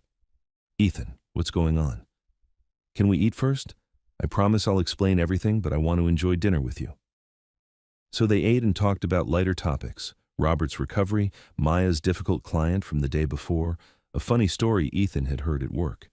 But Maya could sense something bigger hovering beneath the surface. When they finished their main course and the waiter cleared their plates, Ethan took a deep breath. "Maya, these past few months have been the happiest I've been in years, maybe ever." "Me too. And yesterday, at the hospital with my dad, I realized something important." Maya's heart started beating faster. "What did you realize?" "I realized that I don't want to waste any more time being scared. I don't want to spend another day wondering what if or holding back because I'm worried about getting hurt." "Okay." Ethan stood up from his chair, and Maya's breath caught as he reached into his jacket pocket. "Maya Collins," he said, his voice strong and clear despite the nervousness in his eyes. "Will you marry me?" He opened a small velvet box to reveal a simple, elegant ring with a single diamond that caught the candlelight perfectly. Maya stared at the ring, then at Ethan's hopeful face, feeling like the world had suddenly shifted on its axis. "Ethan," she whispered, "I know it's fast. I know we've only been back together for a few months, but Maya, I've loved you for 4 years, even when I was too stupid to fight for you. I don't want to wait anymore to build a life with you." Maya felt tears spring to her eyes. Around them, other diners had noticed what was happening. She could hear whispers, see people turning to watch. "Say something," Ethan said softly. "Please." Maya looked at the ring, then back at his face. She saw love there, and hope, and fear. She saw the boy she had fallen for 4 years ago, and the man he had become. But she also heard her mother's voice in her head. "Don't lose yourself in being happy. Don't ignore red flags." "Ethan," she said quietly, "I need you to sit down." His face fell slightly, but he sat down and closed the ring box. "I love you," Maya said, reaching for his hands. "I love you so much it scares me sometimes." But? But marriage, that's huge. That's forever. And I'm not sure we're ready for forever yet. Ethan's hands tensed under hers. "What do you mean?" Maya took a deep breath, trying to find the right words. "I mean, we've been back together for 3 months. We're still learning how to be together, still figuring out how to communicate, still building trust." "I thought we had built trust. We've started to. But Ethan, 3 months ago you were dating someone else. 6 months ago we hadn't spoken in 4 years. That's not enough time to know if we're ready for marriage." Ethan was quiet for a long moment, staring down at the closed ring box. "You're saying no," he said finally. "I'm saying not yet." "What's the difference?" Maya squeezed his hands. "The difference is that I want to marry you someday, but I want us to be sure, really, truly sure. Not caught up in the romance of the moment, but sure based on time and experience and knowing we can handle whatever life throws at us." "How much time?" "I don't know. A year? 2 years? However long it takes." Ethan looked up at her and Maya could see hurt and disappointment in his eyes. "I understand," he said, but his voice was strained. "Do you? Really?" "I think so. You want to be practical, careful." "I want us to be ready." The waiter approached hesitantly. "Can I get you anything else? Dessert? Coffee?" "Just the check, please," Ethan said without looking up.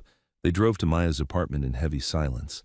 Maya kept stealing glances at Ethan, but his face was unreadable.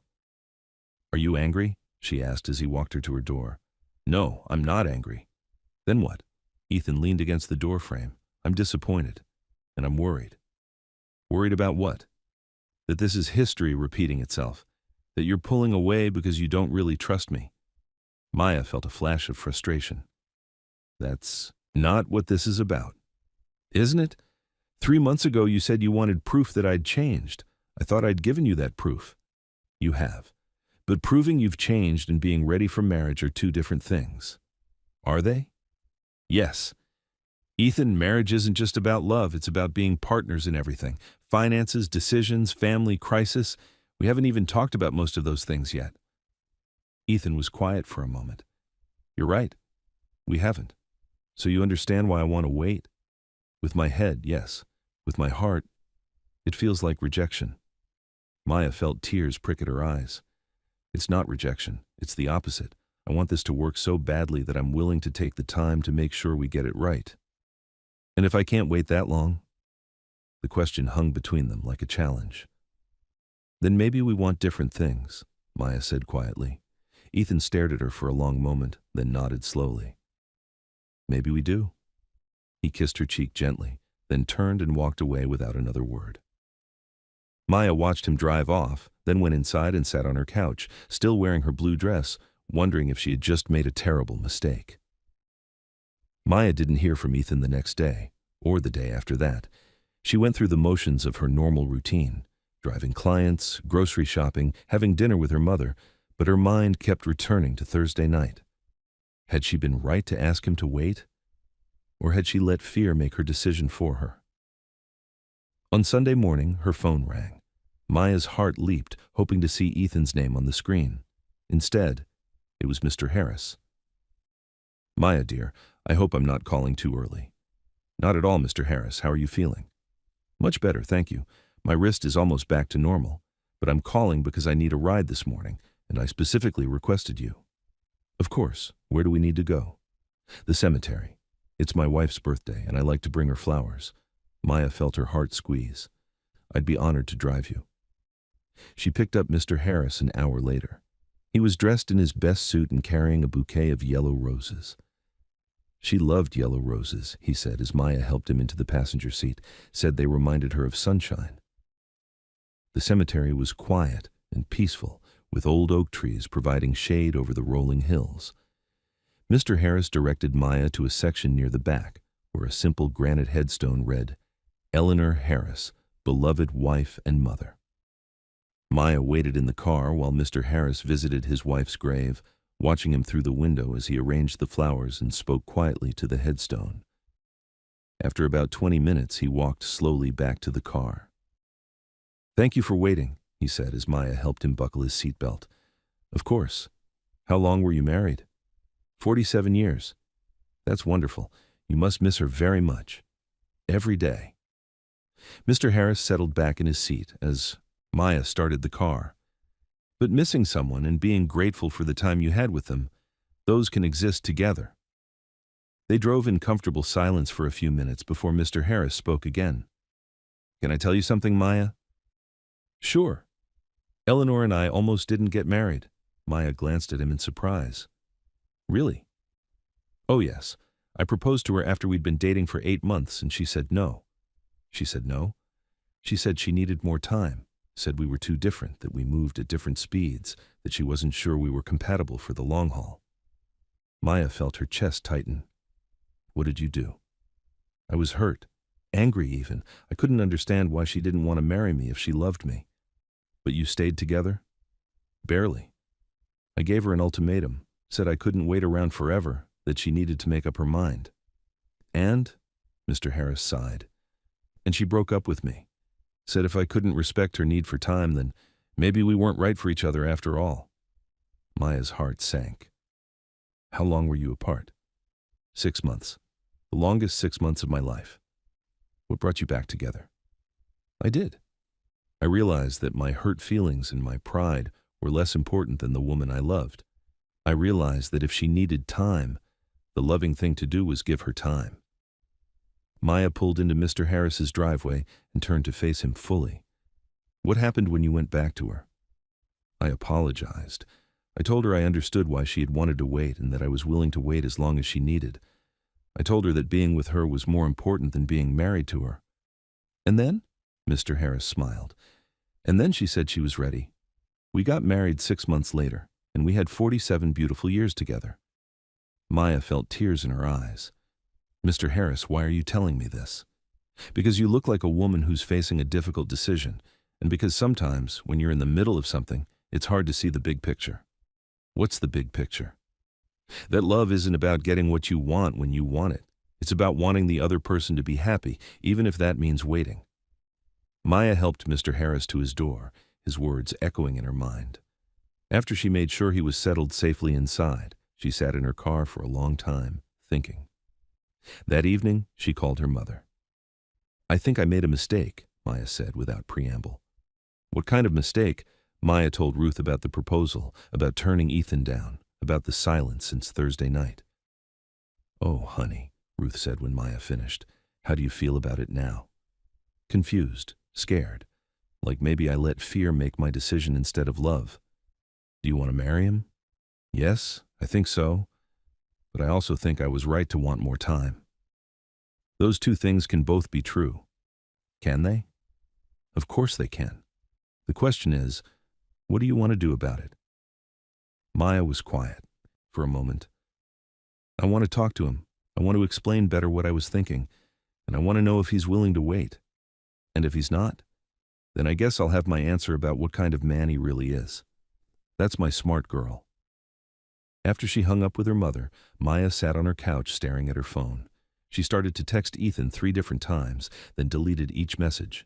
Finally, she called him. Maya, his voice was cautious but not cold. Hi, can we talk? I'm listening. Not on the phone, in person. Can I come over? There was a pause. Yeah. Okay. Maya drove to Ethan's apartment with her heart pounding. She had no idea what she was going to say, but she knew she had to try. Ethan opened the door wearing jeans and an old t-shirt, his hair messy like he'd been running his hands through it. Come in, he said. Maya sat on his couch, the same couch where they had watched movies and talked about the future just a few days ago. I've been thinking, she began. So have I. Can I go first? Ethan nodded and sat down across from her, not touching. When you proposed on Thursday night, I panicked, Maya said. Not because I don't love you and not because I don't want to marry you, but because it felt so fast and so big and so permanent. Marriage is supposed to be permanent, I know, and that's exactly why I want us to be sure we're ready for it. Ethan leaned forward. What would make you feel ready? Maya had been thinking about that question for 3 days. Time, she said. time living in the same city, dealing with normal problems together, figuring out how to handle stress and disagreement and all the boring, everyday parts of being in a relationship. How much time? At least a year, maybe more. Ethan was quiet for a long moment. Maya, I'm 30 years old. I've already wasted 4 years without you. The idea of waiting another year or two to get married, it feels like wasting more time. But what if we get married too soon and it doesn't work? What if we realize 6 months later that we don't know how to be married to each other? Then we figure it out together. And what if we can't? Ethan didn't answer immediately. Is that what you're really afraid of? He asked finally. That we won't work? Maya considered the question honestly. Partly, but mostly I'm afraid that if we rush into marriage, we'll skip all the important steps of learning how to be partners. What steps? Moving in together, combining our finances, meeting each other's families, dealing with a real crisis together, all the things that married people have to do.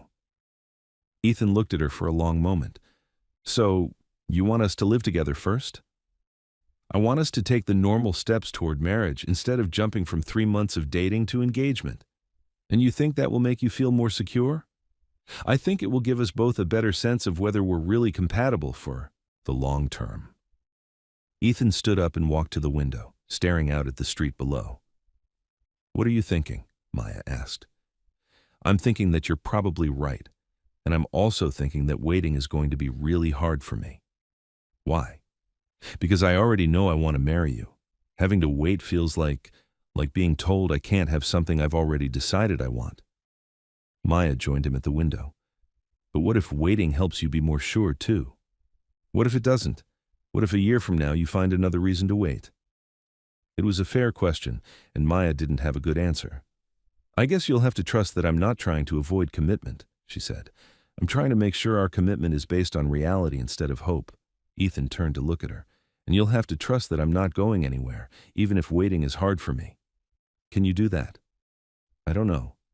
Can you promise me that we're moving toward marriage, not away from it? I can promise that if we're good together, really good together, through all the normal relationship stuff, then yes, I want to marry you. Ethan nodded slowly. Okay. Okay? Okay, we'll wait. We'll take it slow and see how we do. Maya felt a rush of relief. Really? Really, but Maya. Yeah? I need you to be honest with me about how you're feeling along the way. If you start having doubts, if you start pulling away, I need to know. I can't go through another 4 years of wondering what I did wrong. I promise. Ethan pulled her into his arms then, holding her tight against his chest. I love you, he murmured into her hair. I love you too. And just for the record, when the time is right, I'm proposing again. Maya laughed. When the time is right, I'm going to say yes. 2 weeks later, Maya was helping Ethan move boxes into her apartment.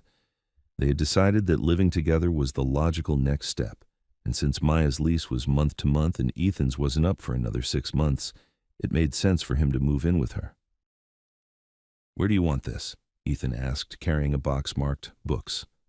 Living room. We can sort through them later and see what fits on the shelves.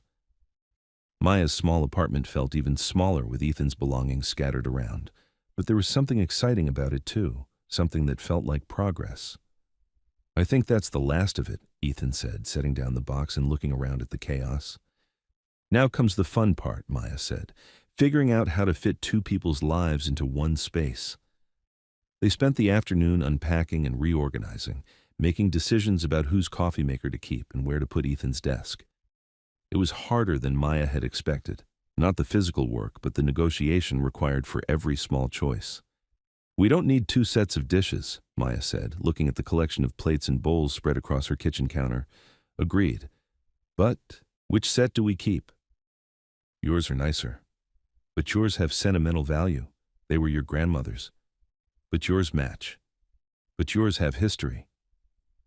They ended up keeping Maya's grandmother's dishes and donating Ethan's, but not before a 20-minute discussion about practicality versus sentiment. Is this what marriage is like? Maya asked as they collapsed on the couch that evening, surrounded by half-empty boxes. Probably, except with bigger decisions. Like what? Like where to live, How many kids to have? Whose job is more important when someone gets transferred? Maya felt a flutter of anxiety. We haven't talked about kids. No, we haven't. Do you want kids? Someday, yeah, you. I think so. 2, maybe. Boys or girls? Does it matter? Not really. I just want them to be healthy and happy. Maya curled up against Ethan's side. What kind of father do you think you'd be? I hope I'd be better than my dad was when I was little. What do you mean? Ethan was quiet for a moment. He worked a lot when I was a kid, traveled for business. I don't think I really got to know him until I was in high school. He seems like a good man now. He is. But I think he regrets missing so much of my childhood. I'd want to be more present than that. What about your mom? You never talk about her. Ethan's body tensed slightly. She and my dad divorced when I was 16. She lives in California now with her second husband. Are you close to her? Not really. She had a hard time after the divorce. Made some choices that hurt a lot of people. Maya could hear the pain in his voice. Do you want to talk about it? Not tonight. Someday, but not tonight. Maya nodded and changed the subject, but she filed the conversation away in her mind. Another thing they needed to explore before making permanent commitments. That night, as they lay in Maya's bed, their bed now, Maya stared at the ceiling and thought about all the little discoveries that came with sharing space with another person. Ethan left coffee grounds in the sink. He folded his laundry immediately, but left clean dishes in the drying rack for days. He talked to himself when he was working on his laptop. He set 3 different alarms in the morning, but snoozed through all of them. Small things, but important things. The kind of things you could only learn by living with someone day after day. Maya? Ethan's voice was soft in the darkness. Yeah?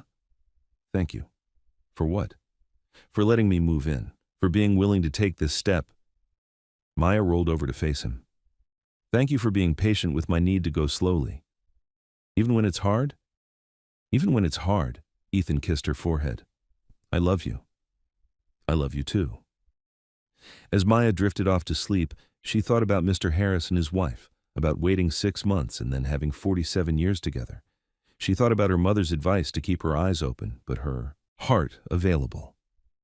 And she thought about the ring in Ethan's sock drawer, waiting for the right time. For the first time since Thursday night at Romano's, Maya felt like maybe they were going to make it after all. Living together turned out to be harder than Maya had expected, but in good ways. Ways that made her grateful they had decided to take this step before getting engaged. Ethan was neater than she was, but he had no sense of time management. Maya was organized and punctual, but she had strong opinions about everything from how to load the dishwasher to which route to take to the grocery store. They had their first real fight 3 weeks after he moved in.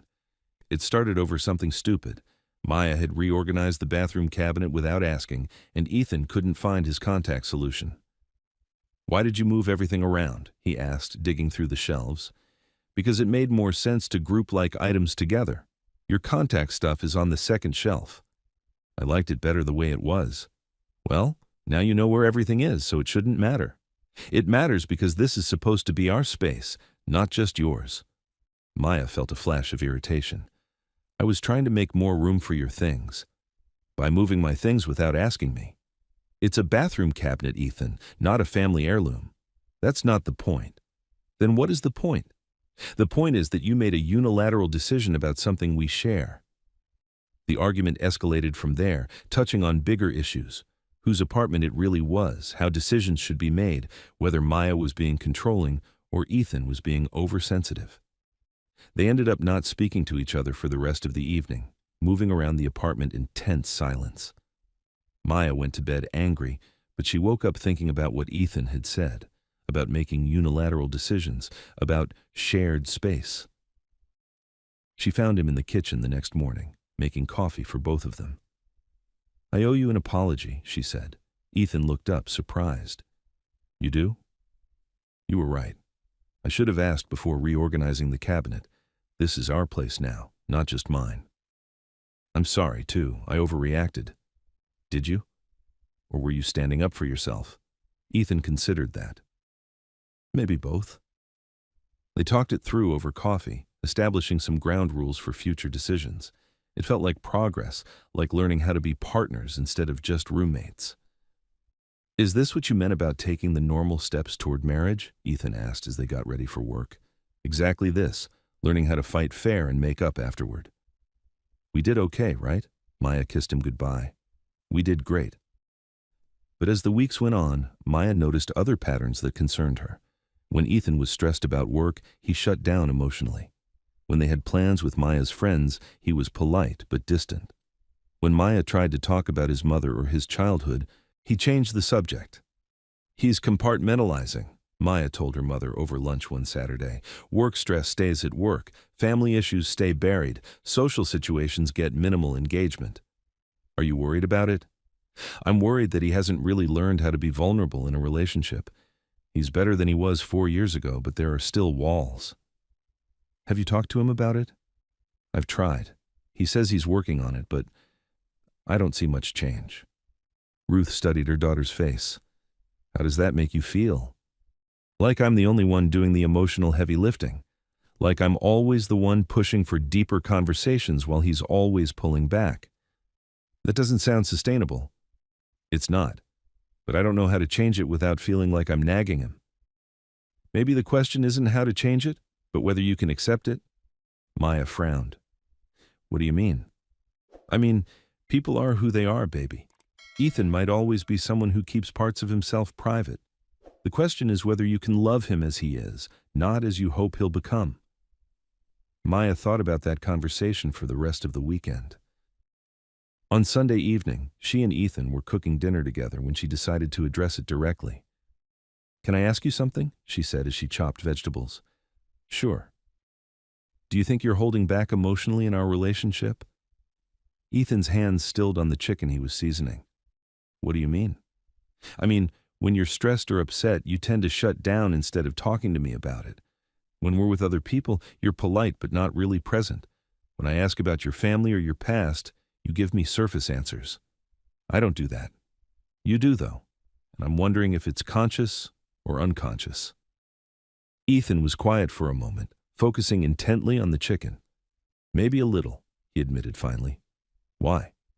"Because," Ethan sighed, "because it's easier. Because keeping things separate feels safer."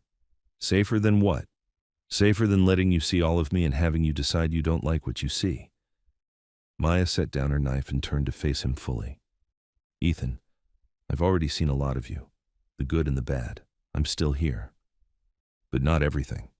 Then show me everything. What if you don't like it? What if I do?" They stared at each other across the kitchen, the weight of 4 years of history and 3 months of hope hanging between them. "I'm scared," Ethan said quietly. "I know. But being scared isn't a good enough reason to keep me at arm's length." "I'm not keeping you at arm's length." "Aren't you? When was the last time you told me about something that was really bothering you at work? When was the last time you opened up about your childhood or your mom or your insecurities?" Ethan didn't answer. "I'm not asking you to be someone you're not," Maya continued, "but I am asking you to let me in. Really let me in. Because a marriage built on surface-level intimacy isn't going to last." "Is that an ultimatum?" Maya considered the question. "No, it's a request. A really important request. And if I can't do it? Then we'll have to decide if this is still working for both of us." Ethan nodded slowly. "Fair enough. Will you try?" "I'll try." But as they finished making dinner, Maya wondered if trying would be enough, or if some people were simply too afraid of vulnerability to ever fully share themselves with another person. Only time would tell. The test came 2 weeks later, on a rainy Tuesday morning that started like any other day. Maya was getting ready for work when Ethan's phone rang at 6:30 in the morning. "Hello?" His voice was groggy, confused. Maya watched his face change as he listened to whoever was on the other end.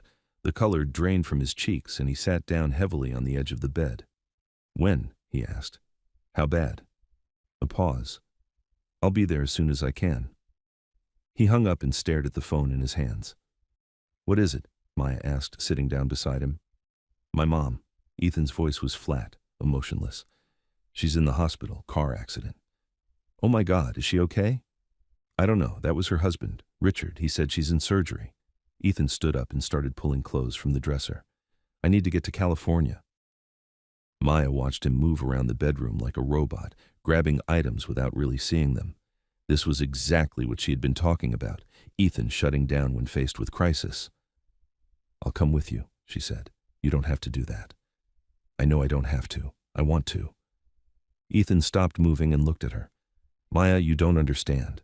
My relationship with my mom is complicated. This isn't going to be a normal family crisis. Then you'll need support even more. I don't want you to see, Ethan caught himself. See what? Nothing. Forget it. Maya stood up and took his hands.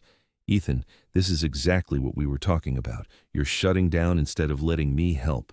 I'm not shutting down. I'm trying to handle this. You can handle it with me or without me, but either way, I'm offering to be there for you. Ethan looked into her eyes for a long moment. Maya could see the war happening behind his expression, the desire to protect himself versus the need for support. Okay, he said finally, but I need to warn you about some things first. I'm listening. They sat on the bed while Ethan told her about his mother's struggle with alcohol after the divorce, about the choices she had made that had damaged their relationship, about the guilt and anger he still carried. She remarried 2 years after the divorce, he said. Richard's a good guy, and he's been good for her. But there was a time when she wasn't a good mother, when I had to take care of myself because she couldn't. Maya felt her heart ache for the teenage boy Ethan had been. How old were you? 16 when they divorced, 18 when she moved to California. Those 2 years in between were pretty rough. And you've never really dealt with any of it. I've dealt with it by keeping my distance. It's worked for 10 years. But now she's hurt and you're scared. Ethan nodded. I'm scared she's going to die before I figure out how to forgive her. And I'm scared that if she lives, I'm going to have to face all the stuff I've been avoiding. Maya squeezed his hands. Either way, you don't have to do it alone. They caught a noon flight to San Francisco. During the 3-hour trip, Maya watched Ethan cycle through different emotional states: worry, anger, guilt, numbness. He would talk for a few minutes, then retreat into silence for long stretches. Tell me about Richard, Maya said as they waited for their rental car. He's actually great. Patient, kind, doesn't drink. He's been trying to help my mom stay sober for the past 8 years. Has it been working? Mostly. She's had a few relapses, but nothing like it was before. Do you blame her for the drinking? Ethan was quiet for a moment. I blame her for choosing drinking over being a mother, but I know addiction is complicated. Have you ever told her how her drinking affected you? No. Richard's been pushing for us to have that conversation for years, but I've always found excuses to avoid it. The hospital was a large, modern building surrounded by palm trees and California sunshine that felt wrong given the circumstances. Richard was waiting for them in the cardiac surgery waiting room, a gentle-looking man in his 60s with worried eyes and rumpled clothes. Ethan. Richard stood up and pulled Ethan into a hug. I'm so glad you came. How is she? Stable. The surgery went well. She had some internal bleeding and a collapsed lung, but they were able to repair everything. Maya saw Ethan's shoulders relax slightly. Can we see her? In a little while. She's still sedated. Richard looked at Maya. You must be Maya. I've heard wonderful things about you. It's nice to meet you, Richard. I'm sorry it's under these circumstances. Thank you for coming, for supporting Ethan. This isn't easy for him. They sat in the uncomfortable waiting room chairs, drinking bad coffee and making small talk about the weather, the flight, anything except the real reason they were there. When the doctor finally came to get them, he explained that Linda, Ethan's mother, was awake but heavily medicated for pain.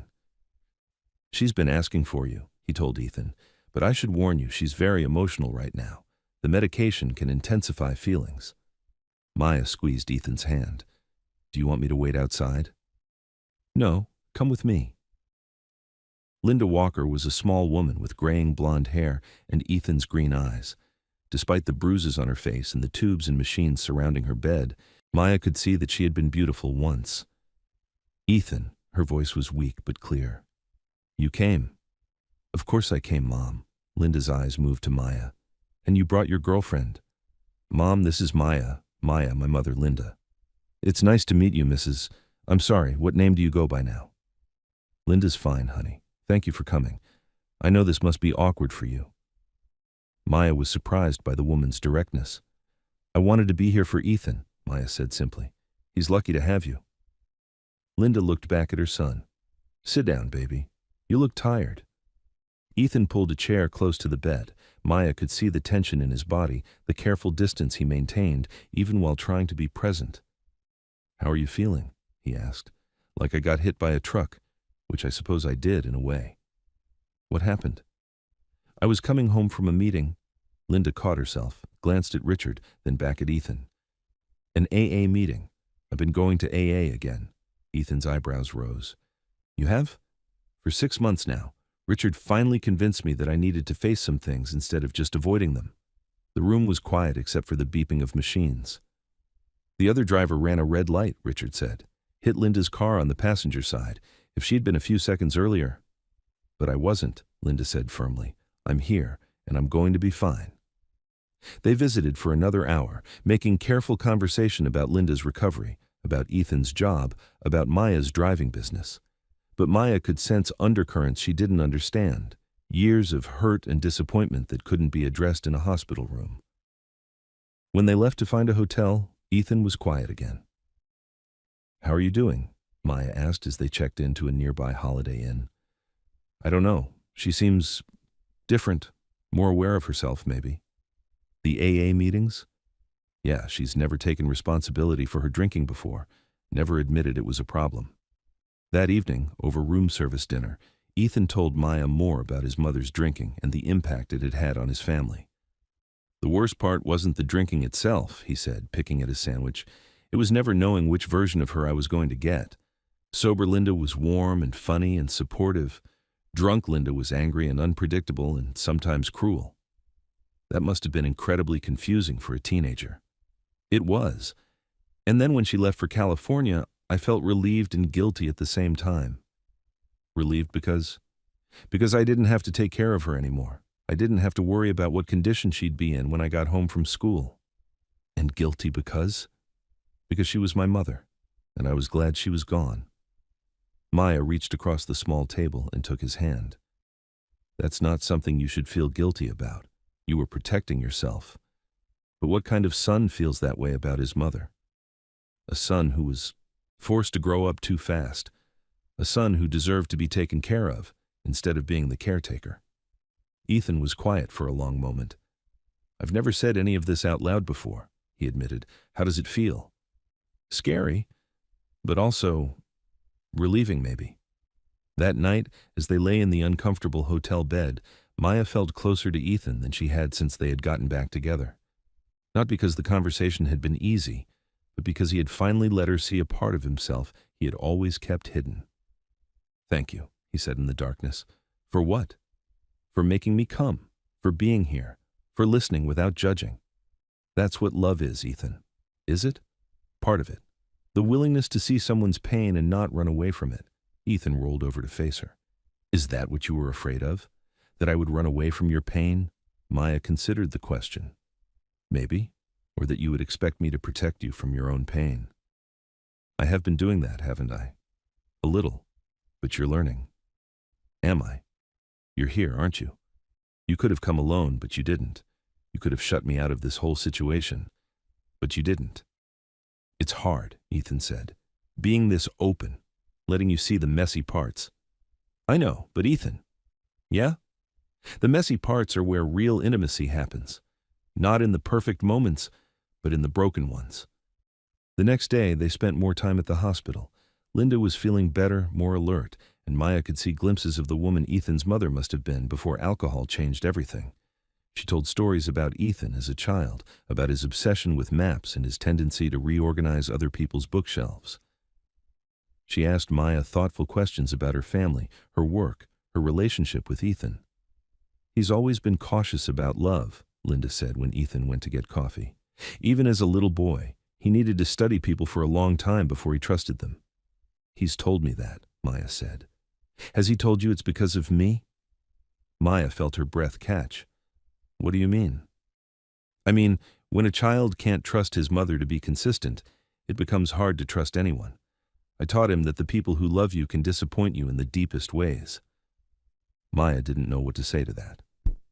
I'm not looking for forgiveness, Linda continued. I know I don't deserve that, but I want you to know that if my son is having trouble believing in love, it's not because he doesn't want to. It's because I taught him that love isn't safe. He's working on it, Maya said quietly. I can see that, and I can see that you're good for him. Patient but not enabling. Loving but not naive. When Ethan returned with coffee, the conversation shifted to lighter topics. But Maya kept thinking about Linda's words, about the connection between Ethan's childhood and his fear of vulnerability. That afternoon, Richard suggested they all have dinner together at the hospital cafeteria. Nothing fancy, but a chance to spend time as a family. I know this is awkward, he said as they sat around a small table eating surprisingly decent pasta. But Linda and I have been talking, and we think this might be an opportunity. Opportunity for what? Ethan asked. For some honest conversations, for clearing the air about some things that have been unsaid for too long. Maya saw Ethan's body tense. Richard, I don't think, just hear him out, Linda said gently. Please. Richard looked around the table. Linda's been working with a therapist as part of her AA program. One of the things they've been focusing on is making amends to the people she hurt during her drinking years. I don't need amends, Ethan said quickly. Maybe not, but I think your mother needs to make them. Linda leaned forward. Ethan, I know I wasn't the mother you deserved. I know I put you in the position of having to take care of me when you were just a child yourself. Mom, we don't have to do this here. Yes, we do, because if something had happened to me yesterday, you would have spent the rest of your life carrying around anger and hurt that we never addressed. Maya watched Ethan struggle with the conversation. Part of him wanted to flee, she could tell, but a larger part seemed hungry for this, for acknowledgement, for truth. I was selfish, Linda continued. I was in pain after the divorce, and instead of dealing with that pain in healthy ways, I numbed it with alcohol, and you paid the price for my choices. You left, Ethan said quietly. You left me with Dad and moved across the country. I did. Why? Linda took a shaky breath. Because I was ashamed. Because facing you every day meant facing what I had done to you. It was easier to run away than to try to repair the damage. So you just abandoned me. Yes, and I will regret that for the rest of my life. The silence at the table was heavy with 20 years of unspoken hurt. What do you want from me? Ethan asked finally. Nothing. I don't want anything from you. I just want you to know that I see the damage I caused and I take full responsibility for it. And that's supposed to make it better? No, it's not supposed to make anything better. It's supposed to be the truth. Maya watched tears gather in Ethan's eyes. I needed you, he said, his voice breaking. I was 16 years old and my parents were getting divorced, and instead of helping me through it, you made me take care of you. I know. I had to check on you every morning to make sure you were alive. I had to lie to my friends about why you couldn't drive me places. I had to grow up overnight because you refused to. I know. And then you left. You got sober and married Richard and started a new life, and I was just forgotten. You were never forgotten, Ethan. Never. Then why didn't you fight for me? Why didn't you try to maintain a relationship? Linda wiped tears from her cheeks. Because I was a coward. Because I thought you were better off without me. Ethan stood up abruptly. I need some air. He walked out of the cafeteria, leaving Maya alone with Linda and Richard. Should I go after him? Maya asked. Give him a minute, Richard said gently. This is a lot to process. I'm sorry you had to see that, Linda said to Maya. I know this is uncomfortable for you. I'm glad I'm here. Ethan needs support right now. He's lucky to have you. Maya found Ethan outside the hospital, sitting on a bench in a small garden area. His head was in his hands. Hey, she said, sitting down beside him. I can't do this. You can't do what? I can't forgive her. Everyone expects me to, but I can't. Who says you have to forgive her? Ethan looked up. Isn't that what you're supposed to do? Forgive your parents for screwing you up? Maybe eventually, but not today. Not because someone else thinks you should. Then what am I supposed to do with all this anger? Maya thought about it. Feel it. Acknowledge it. Stop pretending it doesn't exist. I've been pretending for so long, I don't know how to stop. Start by telling the truth. to me, to yourself, to her if you want to. What if the truth is ugly? Then it's ugly, but it's still the truth. They sat in the garden for a long time, watching the sunset paint the sky orange and pink. Maya, Ethan said eventually. Yeah? I'm angry at more than just my mother. Okay. I'm angry at my father for letting her drink. I'm angry at myself for not being strong enough to handle it better. I'm angry at you for making me face this stuff. Maya felt a flicker of hurt but pushed it aside. That's honest. And I'm scared that if I let myself feel all of this anger, I won't be able to control it. I won't be able to be the calm, rational person you fell in love with. Ethan, I didn't fall in love with someone who was calm and rational all the time. I fell in love with someone who was real. Even if real includes being angry and damaged and sometimes impossible to deal with. Even then, Ethan took her hand. I want to go back in there and talk to my mother, really talk to her. But I need you to know that it might get messy. I can handle messy. And I need you to know that after this I might be different, more open but also more complicated. Maya smiled. I can handle complicated too. They went back inside and found Linda and Richard waiting in Linda's hospital room. I want to try this again, Ethan said without preamble, but I need to say some things that might be hard to hear. I'm ready, Linda said. For the next 2 hours they talked, really talked. Ethan expressed years of anger and hurt and disappointment. Linda listened without defending herself, acknowledging the damage her choices had caused. Richard provided gentle guidance when the conversation got too heated. It wasn't comfortable. There were tears and raised voices and moments when Maya thought Ethan might walk out again. But he didn't. He stayed and fought for the relationship instead of running away from it. I'm not ready to forgive you yet, Ethan said as the conversation wound down. But I'm willing to try to build something new with you, something based on who we are now instead of who we were then. That's all I can ask for, Linda said, and I need you to understand that Maya is important to me, really important. If we're going to have a relationship, she's part of it. Linda looked at Maya. I'd like that very much. They flew home to Chicago the next day, both emotionally exhausted but somehow lighter. During the flight, Maya watched Ethan stare out the window, processing everything that had happened. How are you feeling? She asked. Empty, full, scared, relieved, all at the same time. That makes sense, does it? You just had 20 years worth of conversations in 2 days. It's going to take a while to sort through all of it. Maya, can I ask you something? Of course. When you said you wanted time before getting married, was it because you could sense that I was carrying around all this unresolved stuff? Maya considered the question honestly. Partly, maybe. I could tell you were holding back emotionally, but I didn't know why. And now that you know, now I feel like I understand you better, and I feel like you're finally ready to really be in a relationship with me. What do you mean?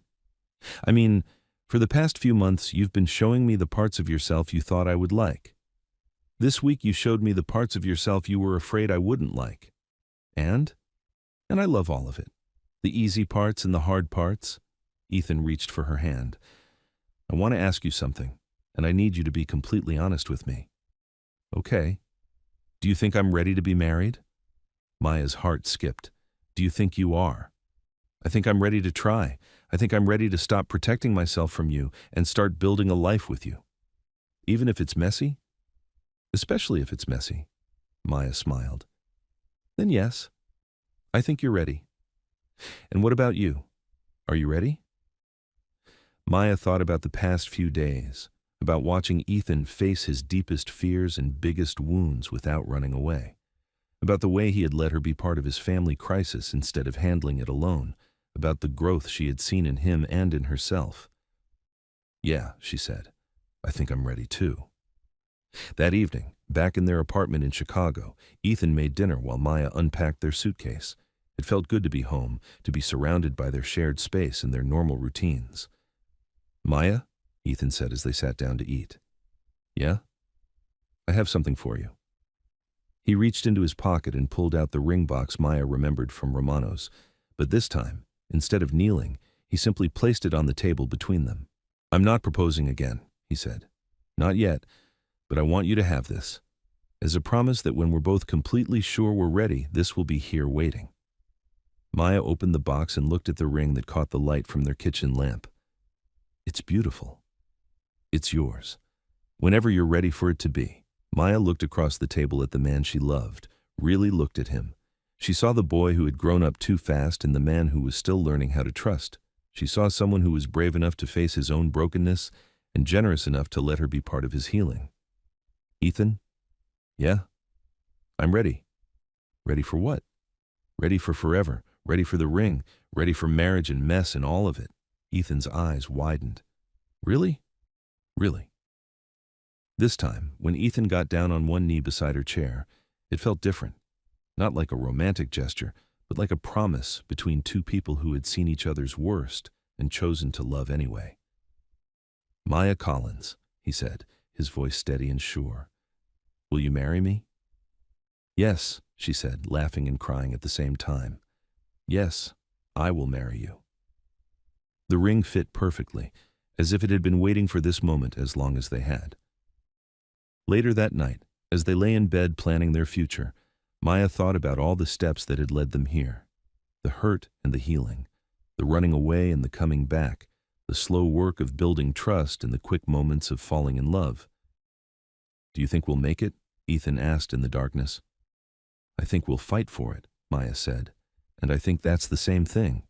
I love you, Maya, all of you. I love you too, all of you." Outside their window, the city hummed with life and possibility. Inside their shared space, two people who had found their way back to each other settled into the quiet confidence of a love that was strong enough to last. Maya fell asleep wearing her engagement ring, dreaming of white dresses and first dances and the ordinary magic of sharing a life with someone who truly saw her. In the morning, they would call their families and start planning a wedding. They would face new challenges and celebrate small victories.